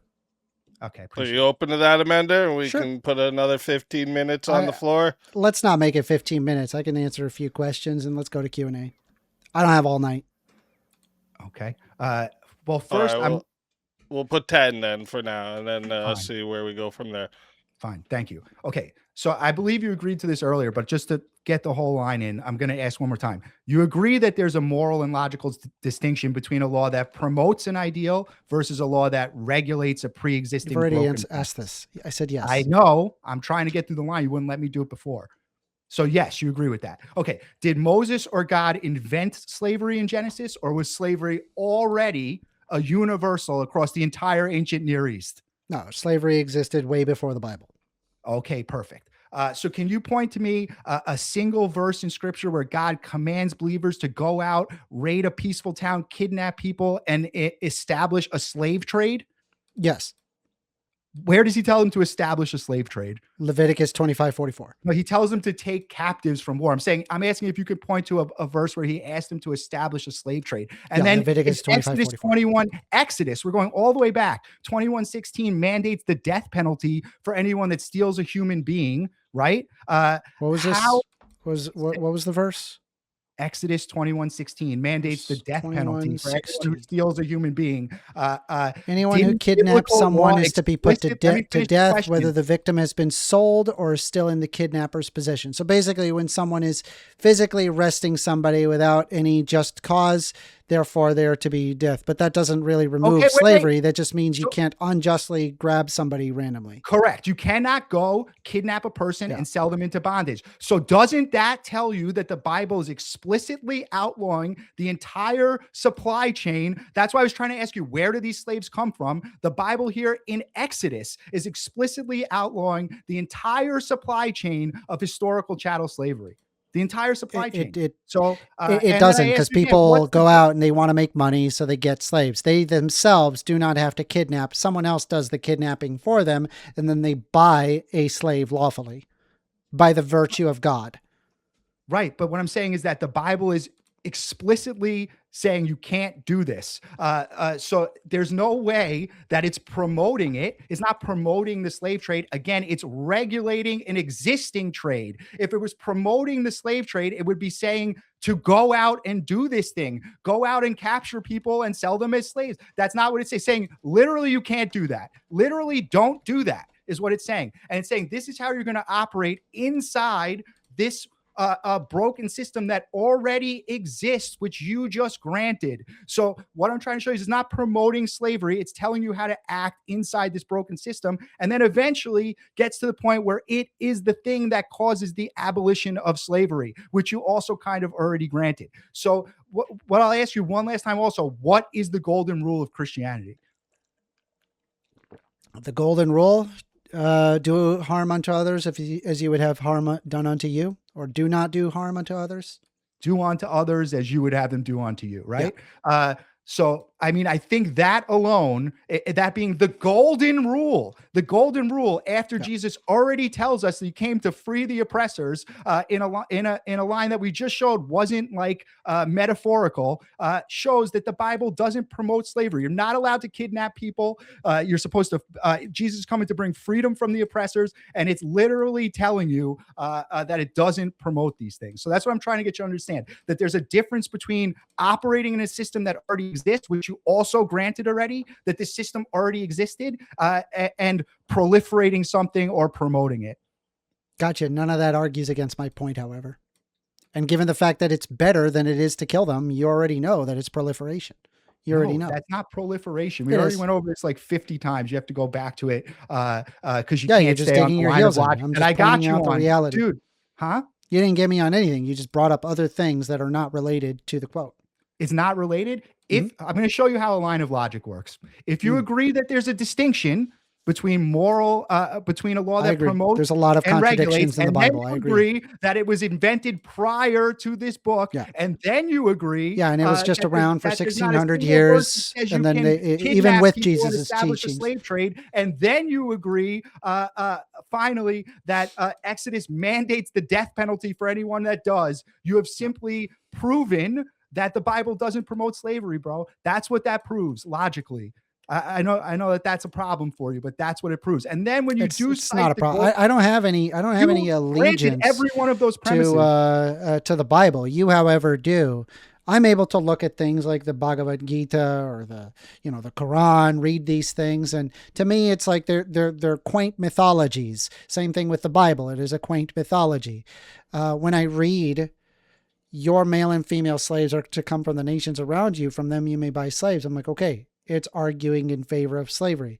That makes sense. It's an ancient time. People had used this as an argument for a long time. There was a lot of white supremacy that existed, and the white supremacy also used the Bible. From them you may buy slaves. And I bring up white slavers and gave you direct quotes from the books of white slavers where they specifically use the Bible in and of itself to justify slavery. You say that's not the case. And then smuggle it back in like you didn't grant it. You already granted it. I've provided all of it. You just haven't rebutted any of it. And then you gave me a regulation and said you haven't rebutted any of it. Huh? You haven't rebutted any of it. You just brought up other verses and said, well, what about these other verses? Fine, great. There's a lot of contradictions in the Bible. I acknowledge that there's contradictions in the Bible. Despite that fact, it was still used to promote slavery for about 1,600 years after Jesus Christ's death. You just read a regulation. You may go to It's not a regulation. It's literally telling you what to do. That's a regulation. It's not regulating the ownership. It's saying you can go out there and buy some slaves. From your neighboring, it's not saying just that. There's an entire regulation. Yeah, there's actually an entire chapter that tells you how to treat slaves. Them from. What to do with slaves. That's a regulation, my man. And you granted there's a difference. That's why I'm telling you that the line of logic does follow and does rebut what you're saying. Because if you go through each thing that you granted, you end up with the Bible not promoting slavery. So you can't grant each one of them and be like, oh, I don't understand what you're saying. You do understand what I'm saying. And the first thing that you granted was the difference between regulation and promotion.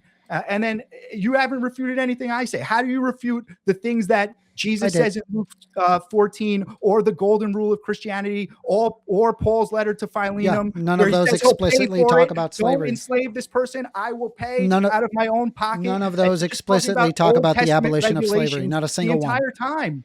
The entire fucking time. None of those Old talk about Testament the abolition of regulations, like it's slavery. Not a single promotion. one. Not a single one of those does it talk about that.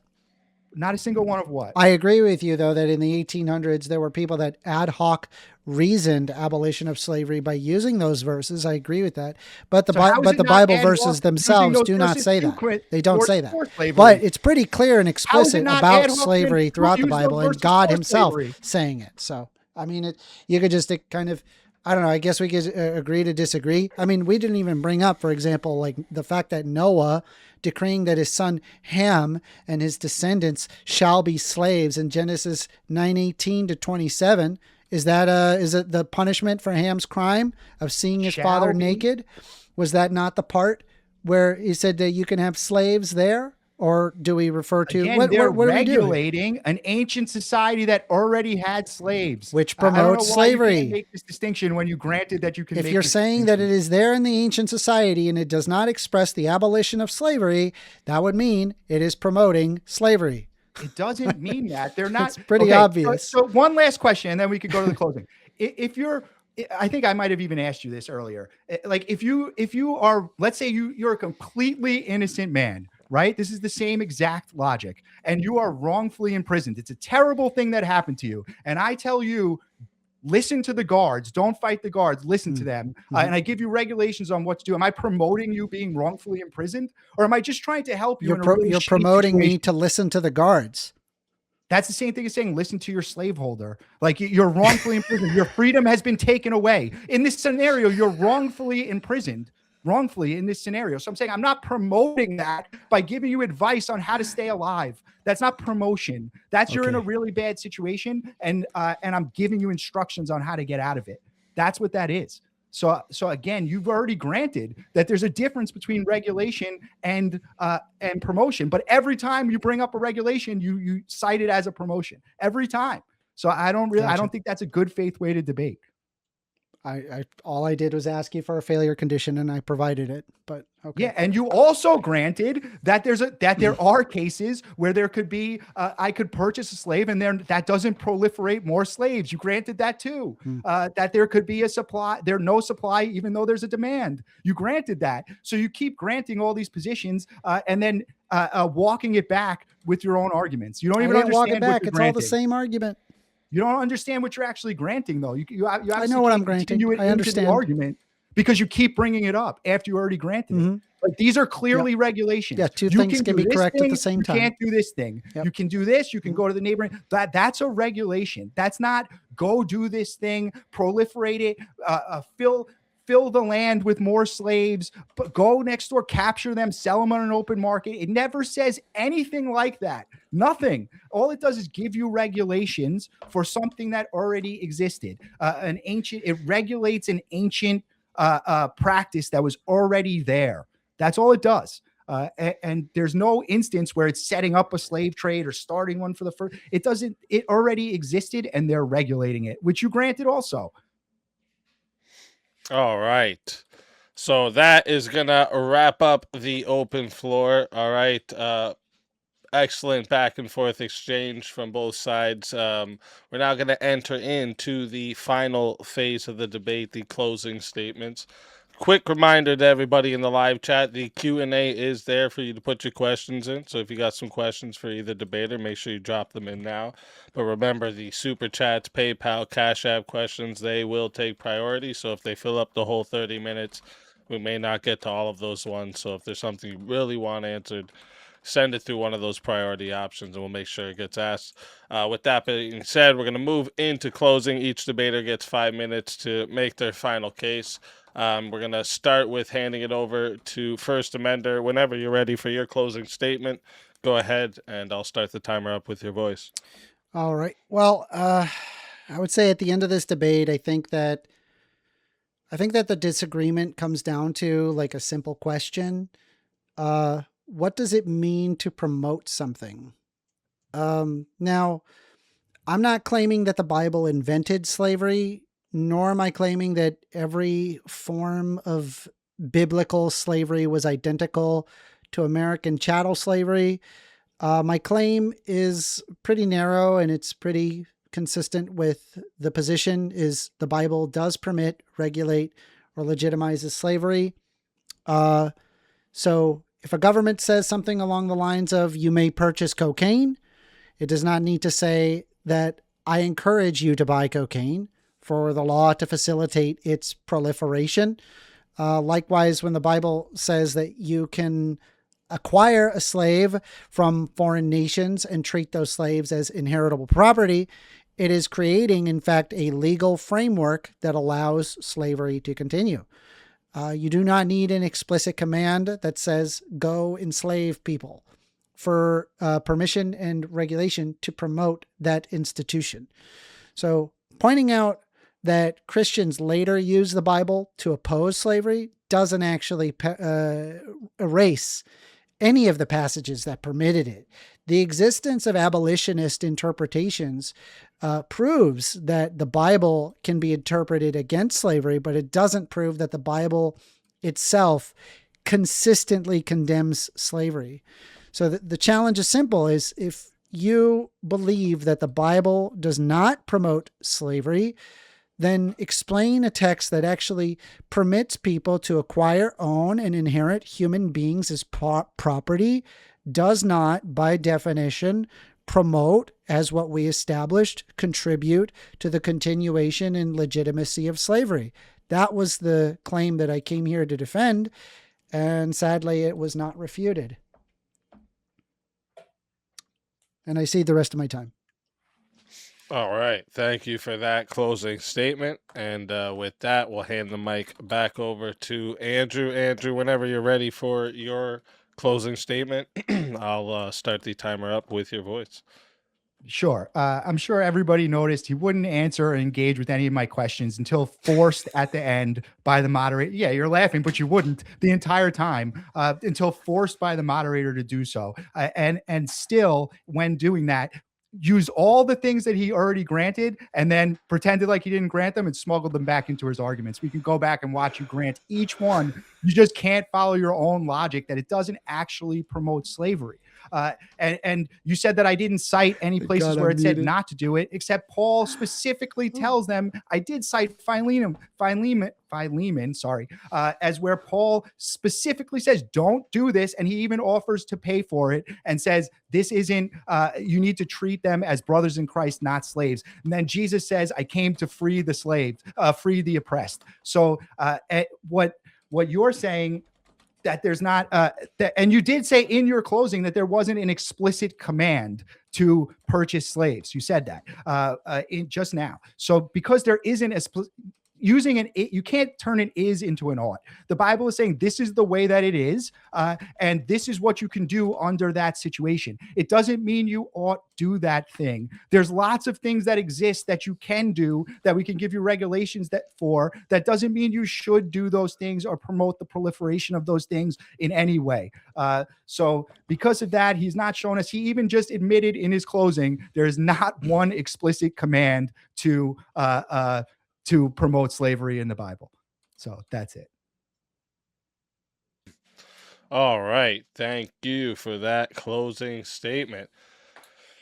So that's going to conclude the closing statements from both sides. And again, let me talk to the audience real quick. If you're enjoying what you're seeing, make sure you like the stream, subscribe to the channel so you don't miss any of the debates we host here on Swords of Reason. We run all kinds of matchups, political debates, cultural, social issues, even video games get debated over here. Anything where there's a conversation worth clashing over, we bring it into the arena. And also, don't forget to go subscribe to tonight's debaters as well. Their links are in the description. Make sure you guys go show them support for stepping into the arena and sharpening their arguments tonight. So before I start the timer for the chat Q&A, I usually like to ask a question or two to each debater based off things I heard, something I want clarified, maybe a point I think deserves another pass. And then once we answer those, we'll begin the official 30-minute Q&A. So for my first question, I'll start on the affirmative side. So my first question is kind of it was kind of based off a question you asked Andrew earlier, was basically like, what would the Bible have to say differently for you to conclude that it just tolerated and regulated an existing institution rather than promoted it? It would have to say that we would want to abolish slavery. And also historically, I would have to see like a direct, large effort. Where in order to abolish slavery, but we observe 1600 years of further slavery, even after Jesus's teachings. It was a tall order. All right. And then did you have anything you wanted to say to that, Andrew? Yeah, that was my whole point. That's exactly what we did see. So Jesus specifically tells us that he's going to free the oppressed, and then we see the oppressed freed. And he's like, I don't know, I'd have to see them freed. Well, that's exactly what you saw, and they cited the Bible for that thing. That would be my response. All right. And then, so then another question I had here for you, Amender, is if explicitly, like, if permitting it is counting as promoting that institution, would you be like committed to saying like the legalization of like cigarettes and alcohol would also be promoting those things? Yeah. Oh, okay. All right. And did you have anything you wanted to say to that, They Andrew? literally have a Surgeon General's warning on them that says, don't buy this, it's going to give you cancer. How is that a promotion? Like, something can be legal, and also there could be a huge warning not to do this thing. That would not be a promotion. Well, then you're wrong on what you just said. You just No, answered his it's question. not. What was your question, Speak, that you asked him? It was based off like Oh, if God. permitting and regulating is like counts as promoting that institution. I was asking, would you be committing to saying that like the government legalizing alcohol and cigarettes is also promoting it? And he said yes. And you said yes. And then I pointed out that there's a Surgeon General's warning on it. And you said, well, then it's not promoting. That's what I mean. You can't follow your The own. Surgeon General's warning is not promoting. It's telling you not to smoke. But Why the did they put that Surgeon legalization General's does warning? promote that cigarette. If it Why did were they put the illegal, Surgeon General's it would warning? be explicitly not promoting that. It not be promoting cigarettes. Right. So what you just answered to him was incorrect. They only No, put no, the Surgeon no. General's Two warning things because can the be correct at government the tells same them they time. have to. So the government It's is not a saying black you and can white buy this dichotomy. thing, but you have to put this warning on it, right? If it were illegal, there would be less people smoking. But You haven't if demonstrated you that. have that does happens all the You time. haven't demonstrated it. Okay. You can laugh, but you haven't demonstrated that. Actually, we proved that you granted that Gotcha. less of a supply. There could be no supply, even though. Well, I there's guess you demand. win the debate then, right? Okay, you can't follow your own logic, dude. What do you want me to do? It's not my fault. No, I pointed it out. You're just too not good at thinking. I don't know. Okay. All right. So then my first question for your side, Andrew, is it's based on the verse we seem to talk about a lot during this debate. So where God explicitly like authorizes like and allows people to acquire humans, identifies whom they can acquire, all of that was in the verse. But what's the principled basis to call that just regulation rather than a positive institutional authorization? Yeah, because regulating something, again, doesn't necessarily mean that you're promoting it. It could be the case, but in this case, it isn't. It's possible that you can put, like, the two things are not mutually exclusive, right? So these are just regulations of an ancient and archaic practice that existed in the Near East ancient world that the Bible regulated for the first time. So you know who said that? Charlie Kirk. Like, they've had this exact debate thousands of times. First Amender, you're not the first to make these arguments. That's why I bring that up. You can laugh, but Charlie did say that. He's had this debate. Thousands of people have had this debate. You're not presenting anything Why new. would I respect Charlie Kirk at all? The guy literally said that he wanted to abolish the Civil Rights Act. That's so funny you bring up Charlie Kirk. That's so cringy. Oh my God. I think you might be the only one that feels that way. I've never heard him say that. We but are this isn't a Charlie Kirk. Okay. We carry the flame. So my second question for you, Andrew, is so basically it's kind of almost what Amanda asked of you earlier, but what would the text actually have to say for you to say, like, yeah, that's promoting slavery? Like, what would be like the minimum textual standard?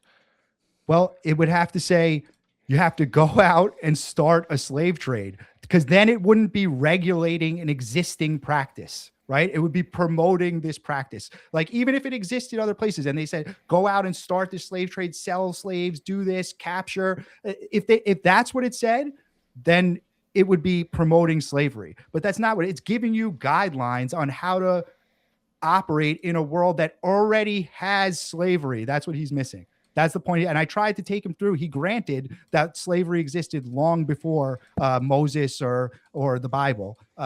But that's what it would have to do to be a promotion of that thing, because it already exists. So if it already exists and we're just talking about what is, not what ought, right? That's the difference. All right. And did you have anything you wanted to say to that, First Amender? Yeah, I mean, I provided literally that. But I mean, hell, I was just pulling up a section here by that Jesus said specifically regarding saying to his servants, slaves, should know their place and to not expect thanks for the duties that they are required to perform. This is Luke 17:7-10. That's servants. I mean, yes, sorry. Fair enough. Okay, he's telling you do your job. So what? Yeah. Do your job the right way. Doesn't even address like, slaves obey earthly masters just as you'd obey Christ. Doesn't I already gave you the example for that. If you get wrongfully arrested, obey your earthly masters. Obey the guards, even though it's wrong. You should obey them because you don't want to get your. But it does say that you should be fair. It doesn't mean you ought get arrested, which would tacitly endorse the existence of slaves and masters. But Hume's that's beside the point. Fallacy the entire time and presentism. That's all we saw. It's not presentism. It's what's in the Bible. No, I said that's all we saw was Hume's is ought fallacy and except presentism. I bring up literal quotes in the Bible. And you're doing it right now. Okay. All right. So we'll start up the timer here for the official Q&A. So we'll start with the super chats we came in. If you guys said some dumb shit, I'll give you a salute, but I'm probably not going to read it. Just saying, guys. I'm not reading no crazy shit. Just telling you. I know you guys try to get me, but you won't. All right, let's get those up. Tiny in the back's going to help us in a minute here.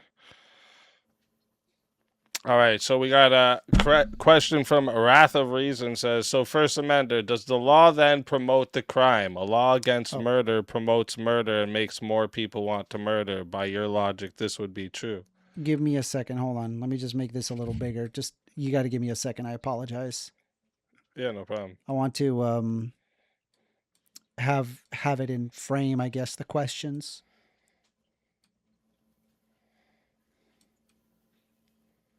Okay, so First Amender, does law then promote the crime?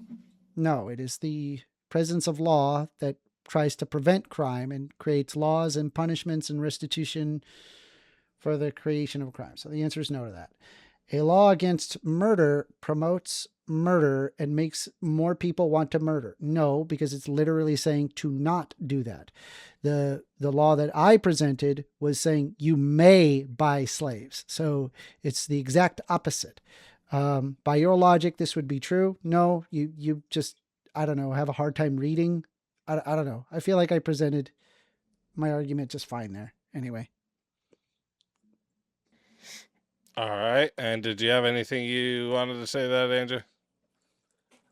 No, sorry, I was answering another message. Yeah, no. That was for Yeah, him. no though, right? worries.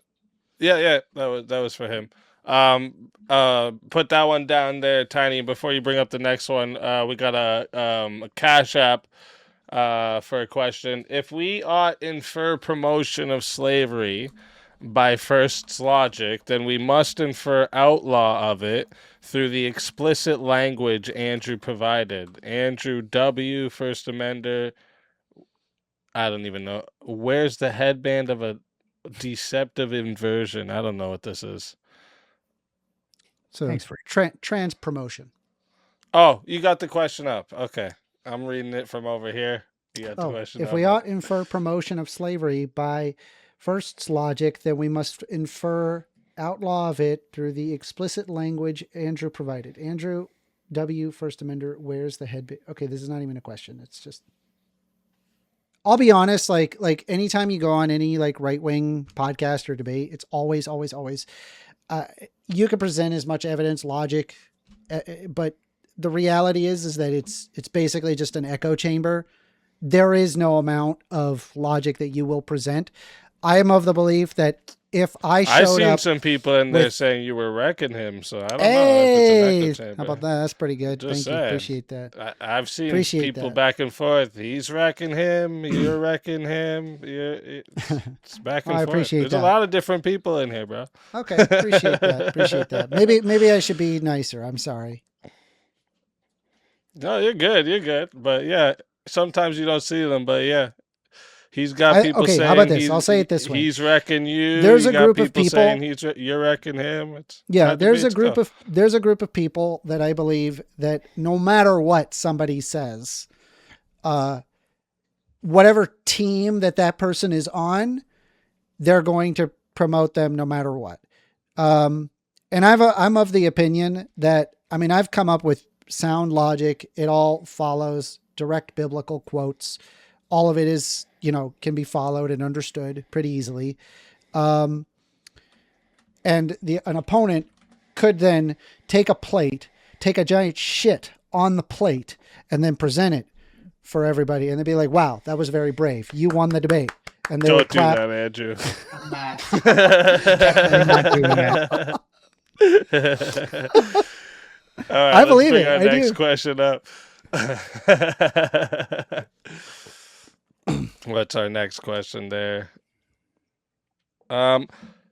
Joseph says, what if I went and bought a bunch of slaves and set them free? Am I then proliferating the market? Maybe creating the induced demand, as in it would, in theory, increase prices, which would increase the amount of supply. They would just get more slaves. But it would be a good thing that you would be, removing them of their servitude. So can I respond to that also? That's Yeah. the same logic that I was trying to point out, where you don't know if there's more slaves to purchase. That's the same, like, it doesn't necessarily like, you don't know if they're going to purchase the slaves and free them. You make all types of assumptions that it's going to proliferate slavery without demonstrating actually that it will proliferate slavery. By buying, you create a demand. But you just read the question. There's all types of scenarios where it follows. doesn't actually proliferate slavery.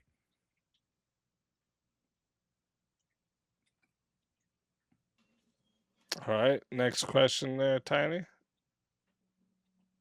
You don't see no more questions? I think I seen right here. So if the Bible did promote slavery like he said, then would you still support Democrats because they once supported slavery and the time frame is less? Also, people choosing sin isn't saying the Bible allows it.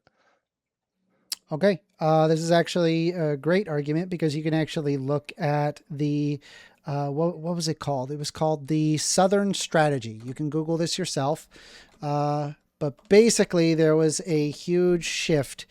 As a result of the Watergate scandal, it was seen that the Republican Party was basically done, and that there needed to be a new strategy in order to get new voters. And so what they actually did is that Republicans appealed to racist Jim Crow laws of the South to get them to vote Republican. And so there was a party shift in this, but so the Dixiecrats were gone as a result of the Southern strategy. You can Google this. It is there. It does exist. Feel free to Google that the Southern strategy as to why that party shift occurred. But yes, I would agree with you. If we were there back then under Democrats, I would be staunchly against Democrats. I would be in favor of the Republicans, which were in favor of abolition. All right. And did you have anything you wanted to say there, Andrew? No, I think that was a great question, and I understand the logic that you're trying to point out. All right, and then so I think that's it for the super chat questions. So let me go over here to the Q&A chat. I know I've seen a few in there. So we got this one here from Teriak in the chat.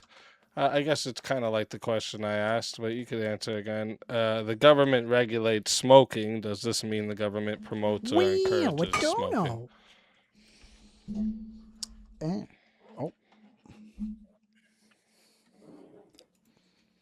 Sorry. This is the kind of question that I pointed out the entire My apologies. That he refused to engage with. My apologies. My cat, she was requesting attention. Give me a second. I have to copy. I've got a question that they want to ask him as well when you're done. Question for First Amender. The government regulates smoking. Does this mean the government promotes or encourages smoking? No, because they're telling you to not smoke with the regulations and rules. When they're saying you may buy slaves, that is a positive affirmation for purchase of slaves. But you may buy cigarettes, right? Yeah, that would be promoting it. What? You just said it wasn't promoting it. You just said that wasn't promoting slaves. Let me try again, cigarettes. Right?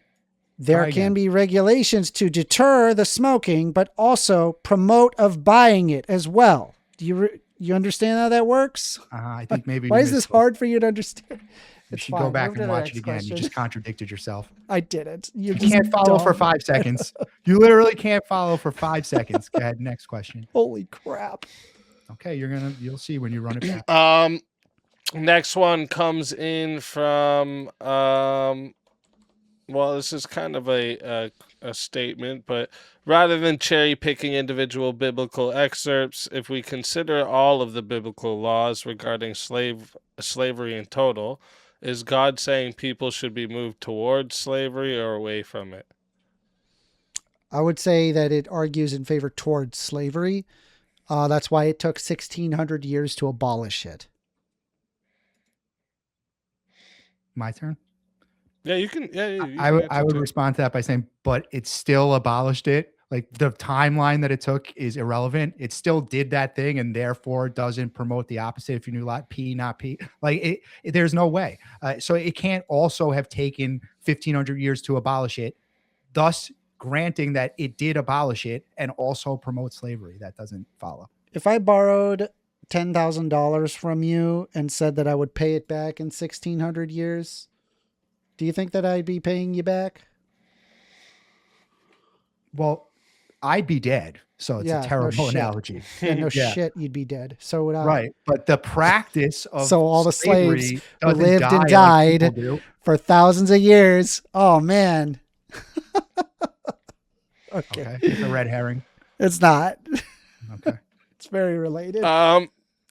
Question for First Amender. Another one comes from Teriak. And that one was from Sweatosaurus Rex, by the way. Sorry, I didn't say your name there earlier. But this one coming in from Teriak. Question for First Amender. If the Bible promotes slavery, why did Protestants, American and Britain, abolish it? Yes, so I agree that there were abolitionists that ad hoc reasoned into the Bible saying that like all men are created equal and all that good flowery stuff. I agree with that. That's fine. This doesn't revoke the 1,600 years of promotion of slavery. And so I can acknowledge both of those. I would say that it does actually revoke the 1600 years in which it was just regulating the slavery to get to its end goal of not having any slavery, which would be the actual thing that it was promoting. Can't be both. It can't also have, you can't grant that the abolitionists cited Christianity and it took 1600 years to get rid of it, but also it promoted it. That doesn't follow.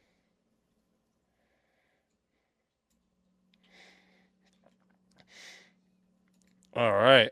Next one I have here is sorry, this one comes from Polly Shortcuts.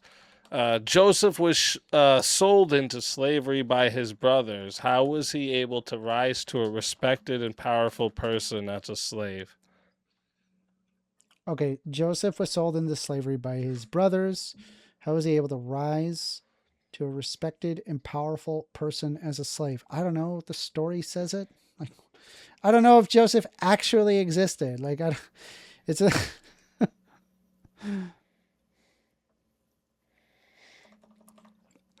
No, I think that, thank you. That was Paulie, right? Yeah. Yeah, I agree with the question. Yeah, he's not going to be able to answer it, though. He's not going to engage with that. And then we got Tim, the real incanter, says, the lack of an explicit abolition of something does not infer its promotion. It doesn't logically follow. Please explain how you make that logical leap. Well, I didn't show the lack of an explicit abolition of something. What I did is I showed verses that directly promote it. So that logically does follow. And I explained how I made it that logical leap. And on top of it, even Andrew acknowledged that that at least it was better than murdering them. So it does, even by Andrew's light. He just made a grave error very early in, but he did say that. Okay, I'll respond. Saying one thing is better than the other is not promoting it. Simple. Those two things are not the same thing, or they would be the same thing. Like they're different.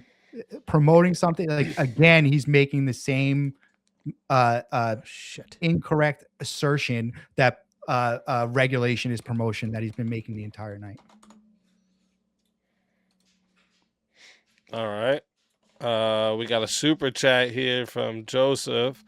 Thank you, Joseph. If Christianity's end goal was to end slavery, and it takes a while to do so, does that mean that was never their goal? Did it fail even if it occurred?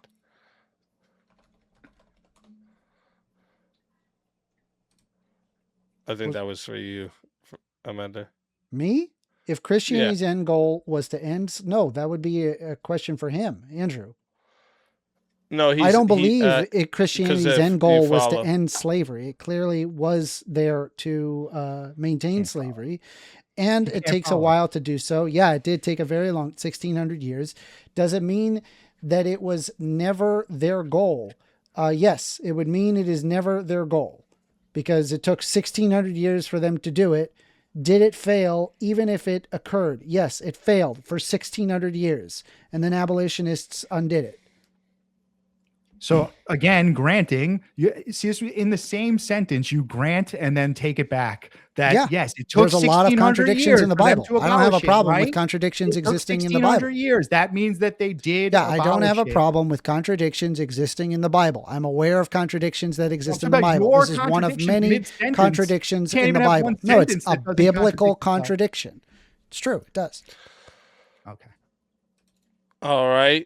Next one comes in here from, we got another super chat from Darth Stevo. Says, thank you, Darth. Says, is there no slavery because it's illegal? Is there no slavery because it is illegal? To be fair, there's actually codified slavery, even in the United States. It's through the prison system. But if I act as if force them to commit yes, it would be effectively illegal to have slaves. Whereas if you say you can go to a foreign nation, like, I don't know, Mexico, and you can buy slaves, then that would be the promotion of it. All right. And then we got another one from, this one's from Josh in the chat. If the city of Seattle creates a drug-free zone and says, if you're going to use drugs, use them in these designated locations, are they promoting drug use? Creates a drug-free zone and says, if you're going to use drugs, use them as these. Yes, they are promoting drug use. And in fact, the effects of doing that has actually proliferated drug use. So I'm not in favor of that. I'm in favor of evidence-based approach, but this is, I guess, a different question or topic, I guess. I'm getting tired of saying it, but he doesn't understand the difference of a regulation and a promotion. That's a regulation. That's not a promotion.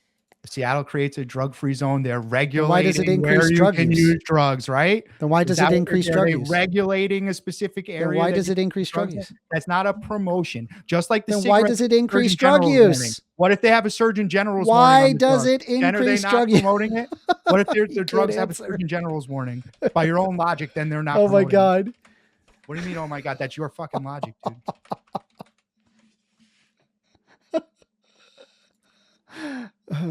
Damn. All right. Then we got another one. This one comes in from this one's from Yield to Me. First Amender, if you agree people may vote for Trump, are you promoting people voting for Trump? Yes, if somebody says you may vote for Trump, then yeah. Can I respond? No, it's just an objective statement about reality. That's what I mean. You can't turn an is into an ought. You can't do that. You can't just say because you can vote for Trump, you may vote for Trump, that you may do that. That doesn't mean that I'm promoting it. I'm just telling you what is. You may go next door and buy slaves. That doesn't mean I'm promoting it. I'm just telling you what is. Can't get an ought from an is.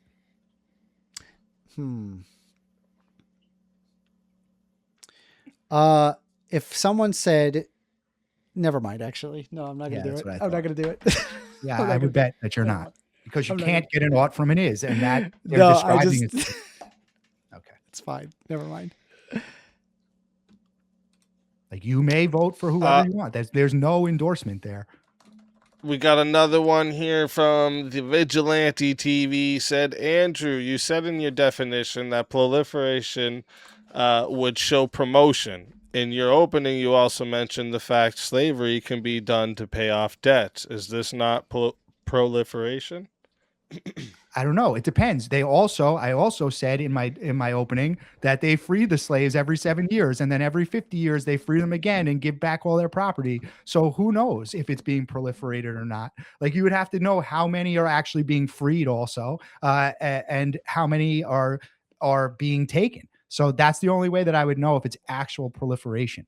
And like a slight proliferation doesn't mean promotion. It could just be the natural cause of the economy. So yeah, if something's seriously proliferated by something that's put in the book, then that can be considered promotion. But that's not what's happening. He never demonstrated that that's what's happening. Never.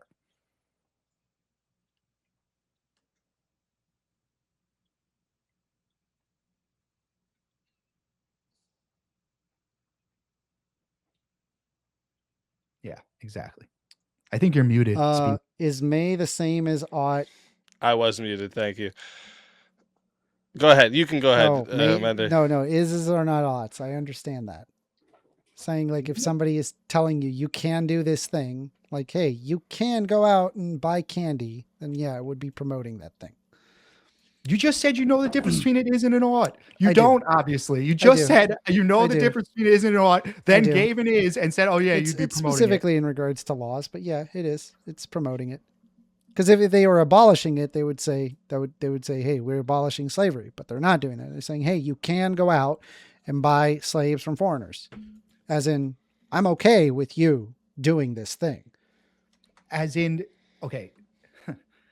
Again, you just did just because you don't outlaw something also doesn't mean that you're promoting it. It's the same. Like you can not abolish something immediately because this is a practice that already exists and you're not trying to destroy, have more bloodshed than needed. And you can regulate the policy without it being a promotion. So you cannot abolish something, regulate it, and also it not be a promotion, which is exactly what happened. All right. And then let me see. I have a yeah, we couple got of questions. Okay, if you wanted to ask your questions, you can go ahead. So there was a This question next one's more for of a Andrew. statement. The working man asked, why can't you accept that the Bible promotes slavery at times, but ultimately argues to abolish it? Because two things, you can't be two things at once, right? And again, he never addressed the fact that there's a new covenant. Almost all of those regulations that he's discussing are Old Testament regulations of slavery from a very ancient world. So no, if this book then has a new covenant that says that slavery is not okay, if Paul specifically writes to Philemon and says, free your slave, I'll pay for it, this is the right thing to do under our new covenant, then it wouldn't be promoting that thing. Not to mention the regulations itself aren't promotion, which we've proved over and over and over. And he's granted and then forgot he granted and then granted again and then forgot again like 50 times. Base God Flashy asks, I said slavery is not the lesser of two evils. That is a false dichotomy. On whose authority are their only choices to kill them or enslave them? Just leave them alone. Well, this was in reference to when they were sieging a neighboring village or city. So in that case, if you're laying, that I think it's that's not. what he's It's referring from to. Foreigners you may buy slaves. It's Yeah, not that's not a referring to a promotion, siege. That that's was a an separate is. verse that is not related. We already This is proved that. You specifically may a vote for verse Donald Trump that is not a Israelites promotion are of to Donald follow Trump. among foreigners around them. It is not that. Right. Well, that was closer to the reason I was saying is that verse is closer to an ought. It's still not an ought than the one you're citing, which is just telling you what you may do under the current economy that already exists at that time. Wow, I don't know. Working Man just donated another $1.99 USD stating, regulating something means to promote it by allowing it. Was that for me? Sorry, I was reading. That was my, for you, yeah. Chat. Can you repeat it regulating one? something means to promote it by allowing it. Okay. If I regulate hazardous waste, am I promoting hazardous waste? Wow, Like I'm showing you example. That's like after arguing that you example may of where not. regulation isn't. But this one is promotion. specifically saying you may, you can, not you may not buy from foreigners. That would be akin to arguing your toxic waste chemical idea, because there are laws that say you may not, which explicitly does not promote, but it would specifically avoid you from doing a specific behavior with toxic waste. But that is not what that is saying. It's saying you may buy from foreigners slaves. I'm sure which would mean a promotion of that. Waste. I'm sure it does say what you may do with your toxic waste. That doesn't mean you're promoting it. You may you're promoting them doing something with a toxic waste. Yes. Yes. No, it if they're saying you may hold on. If you're saying wait, you're getting it. If you're saying hold on, if you're saying you may throw out the toxic chemicals in this designated toxic chemical throw out place, you are promoting to throw out the chemicals in a safe place. Yeah, but you're not promoting that thing. You're just telling somebody how. You're not promoting that thing. You're giving regulations for how to carry for what to do with that thing. I tried, working man. I tried. This is what you do with this thing. He was almost there, and then he lost all of it. Dude, I'm not going to try to explain this to you. He doesn't know the difference between it is and an ought. He doesn't know the difference between regulation and promotion. He doesn't know the difference between describing what already exists and promoting something. Seriously, these are important distinctions. Like you should take some time to like formulate. It's also an ought, by the way. Saying from them you may buy slaves. That's an ought. It's you may do this thing. Like you that's an ought. That's what you may vote for Donald Trump. That was the example. You can't even accept the example you granted 5 minutes ago. Cognitive dissonance. 5 minutes ago. We got a $5. You may vote for Donald Trump is not an ought. So how is it an ought for this one? You have to be consistent with your logic. You already granted that.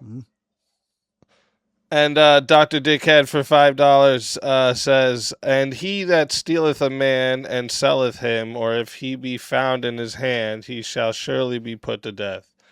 Exodus 21. Yeah, we 16. brought this up, and yeah, that's Yeah. true. That like if you specifically steal, but let's say, for example, if a foreigner steals another foreigner and then they decide to sell the foreigner to an Israelite, then they can, in fact, do that. That would not put them to death. In fact, you may do exactly that as per what God said. And we've already addressed this. And name checks Can I out, by the respond to way. it also? Because it's an important distinction. Like you can't. That's why I kept asking you, where did the slaves come from? Because you can't go out and steal them specifically as per that Exodus verse. So that's why it is describing what you can do from a system that already exists. Yeah, They're just regulating in how to fact operate endorses in slavery. that system. Yeah. If they get it. said, no, you can go steal that person, don't worry about it, go steal another human being and bring them into slavery, then that might be closer to, it still wouldn't be promotion. They're still just telling you what you may do, but it would be closer than where you are at. Mm-hmm. All right. Since we have a couple minutes there, and Mender got some questions from his chat, I see a question comes in from Andrew's side from Kung Fu Joe. Says, First Amenders, Catholics and Orthodox Christians reject sola scriptura as heresy. So why should they believe your interpretation of Scripture? I mean, it's not just my interpretation. It was the roughly 1,600 years of interpretation resulting in the codification of slavery. By the way, slavery still exists even to this day, whether you use the Quran or if you even use the permission of slavery regarding the prison system in the United States. Slavery still exists. And so, I mean, I would argue in favor of abolition of slavery entirely and throw out the fucking Bible because I think it's a morally abhorrent. Okay, I'll respond also. Thank you, Kung Fu. That's a great question and a great point. I don't think he actually understands what you're saying. What he's saying is that sola scriptura means that you only need scripture to interpret yes, scripture, understand. right? I'm not Which is what stupid. you're doing. But what you actually have to do, because Catholics and It's not what Orthodox I'm doing. don't It's what believe in that, 1,600 years of history did. because Catholics and Orthodox don't believe Okay. in sola scriptura, which he's right, I'm a Catholic, you have to look to the authority of the church to actually say what they mean by the passage. And no church authority says that they're promoting slavery. I'm sorry None. that you're a So Catholic. actually, your interpretation is completely wrong of the scripture. You have to look to the church leaders as to what that scripture means. I'm sorry that you're a Catholic. Okay. Jeremy comes in for $5, says, First Amender, you encounter a fork in the road. You may go left or you may go right. Which am I promoting? Or by your logic, am I promoting both? Both, I would say. You're promoting driving, the act of driving. Yeah. Another great question, just showing he's being bad faith. He knows what you're saying. You can't promote directly the both question. things. Huh? I answered the question directly, even using one of his options. What do you mean bad faith? Yeah, but I that's answered not the what he question. wasn't asking if you were promoting Just because you driving. don't You're like the slippery answer doesn't motherfucker. mean I'm He's answering in asking bad if you're faith. I am promoting answering going it in left good or faith. right. That's what he's asking. Maybe Am I to help promoting us- going left or right. It Not says am I here, promoting or driving. by You're your Maybe to logic, help am I us- promoting both?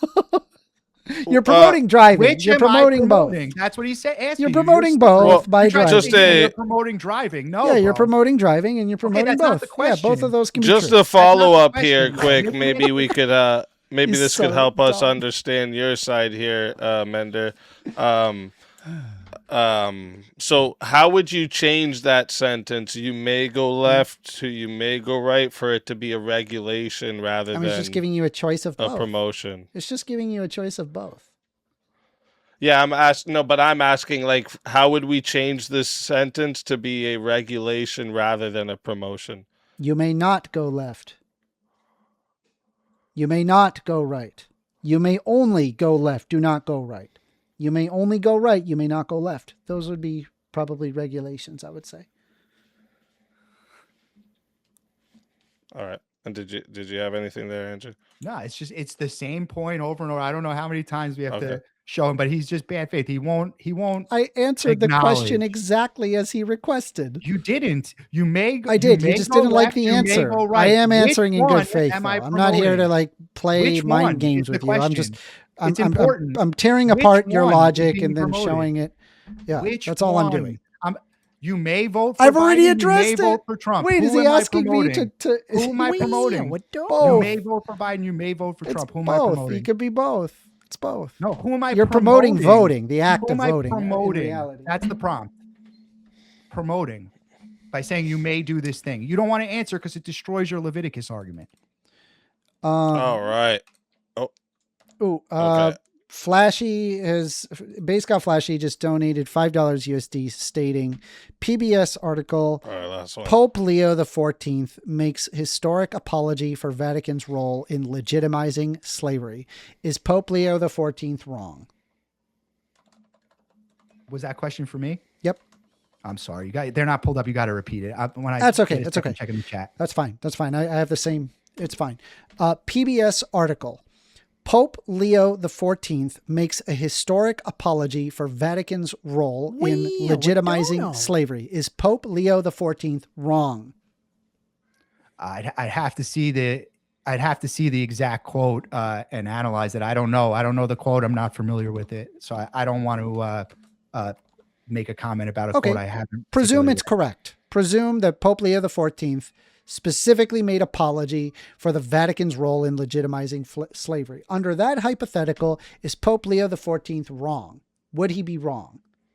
For what was the exact wordage for doing what to slavery? Propose a hypothetical. Let's say Pope Leo XIV said the following, stating an apology for the Vatican's role in legitimizing slavery. Under this hypothetical, is Pope Leo XIV wrong? I mean, legitimizing isn't promoting, so I guess not. Doesn't have anything to do with the prompt. Nothing to do with the prompt. Nothing to do with it. So it's irrelevant. So I'll just rank it. We tried. All right, and Jeremy, that's the prompt. Jeremy snuck one last one in and said, better yet, you are at a reception and they present you a choice of steak or fish meals. Which are they promoting? Steak and fish meals and eating. Buying something. Yes. All right. All right. So that wraps up our Q&A for tonight. It's the good kind of slavery, guys. Okay, one more question. If I say you may jump off a cliff, am I promoting it or am I just saying what Kinda, yeah. No, I'm just saying you can. Listen, if somebody said you may KYS, right? If somebody said that, that's a bannable offense. Am I right, Speakeasy? You may. No, but I'm just saying if is that a bannable offense? But I'm just saying you could say I just want to be clear, right? Oh, you mean on YouTube? Yeah, on YouTube. You think? Promotion. That's not a promotion. Yeah, don't do that on YouTube. Yeah, if you said that on YouTube, that would be so. It's like that. That's what I'm saying. Is like if you're saying you may do this, you are in effect promoting it. So no, I'm just stating reality. You may do it. Like I don't give a shit if you do or not. You may do that thing though. It's not a promotion. That's what we're trying to point out. Gotcha. All right, that will wrap up the Q&A for tonight. I want to thank you, everyone in the live chat, for all the questions, the engagement, the support. This is what allows me to keep bringing you these debates and the entire Swords of Reason experience week after week. So I appreciate every single one of you. And of course, a huge thank you to our debaters for stepping into the arena tonight and sharpening their ideas in front of all of us. Before we move on, let me check real quick.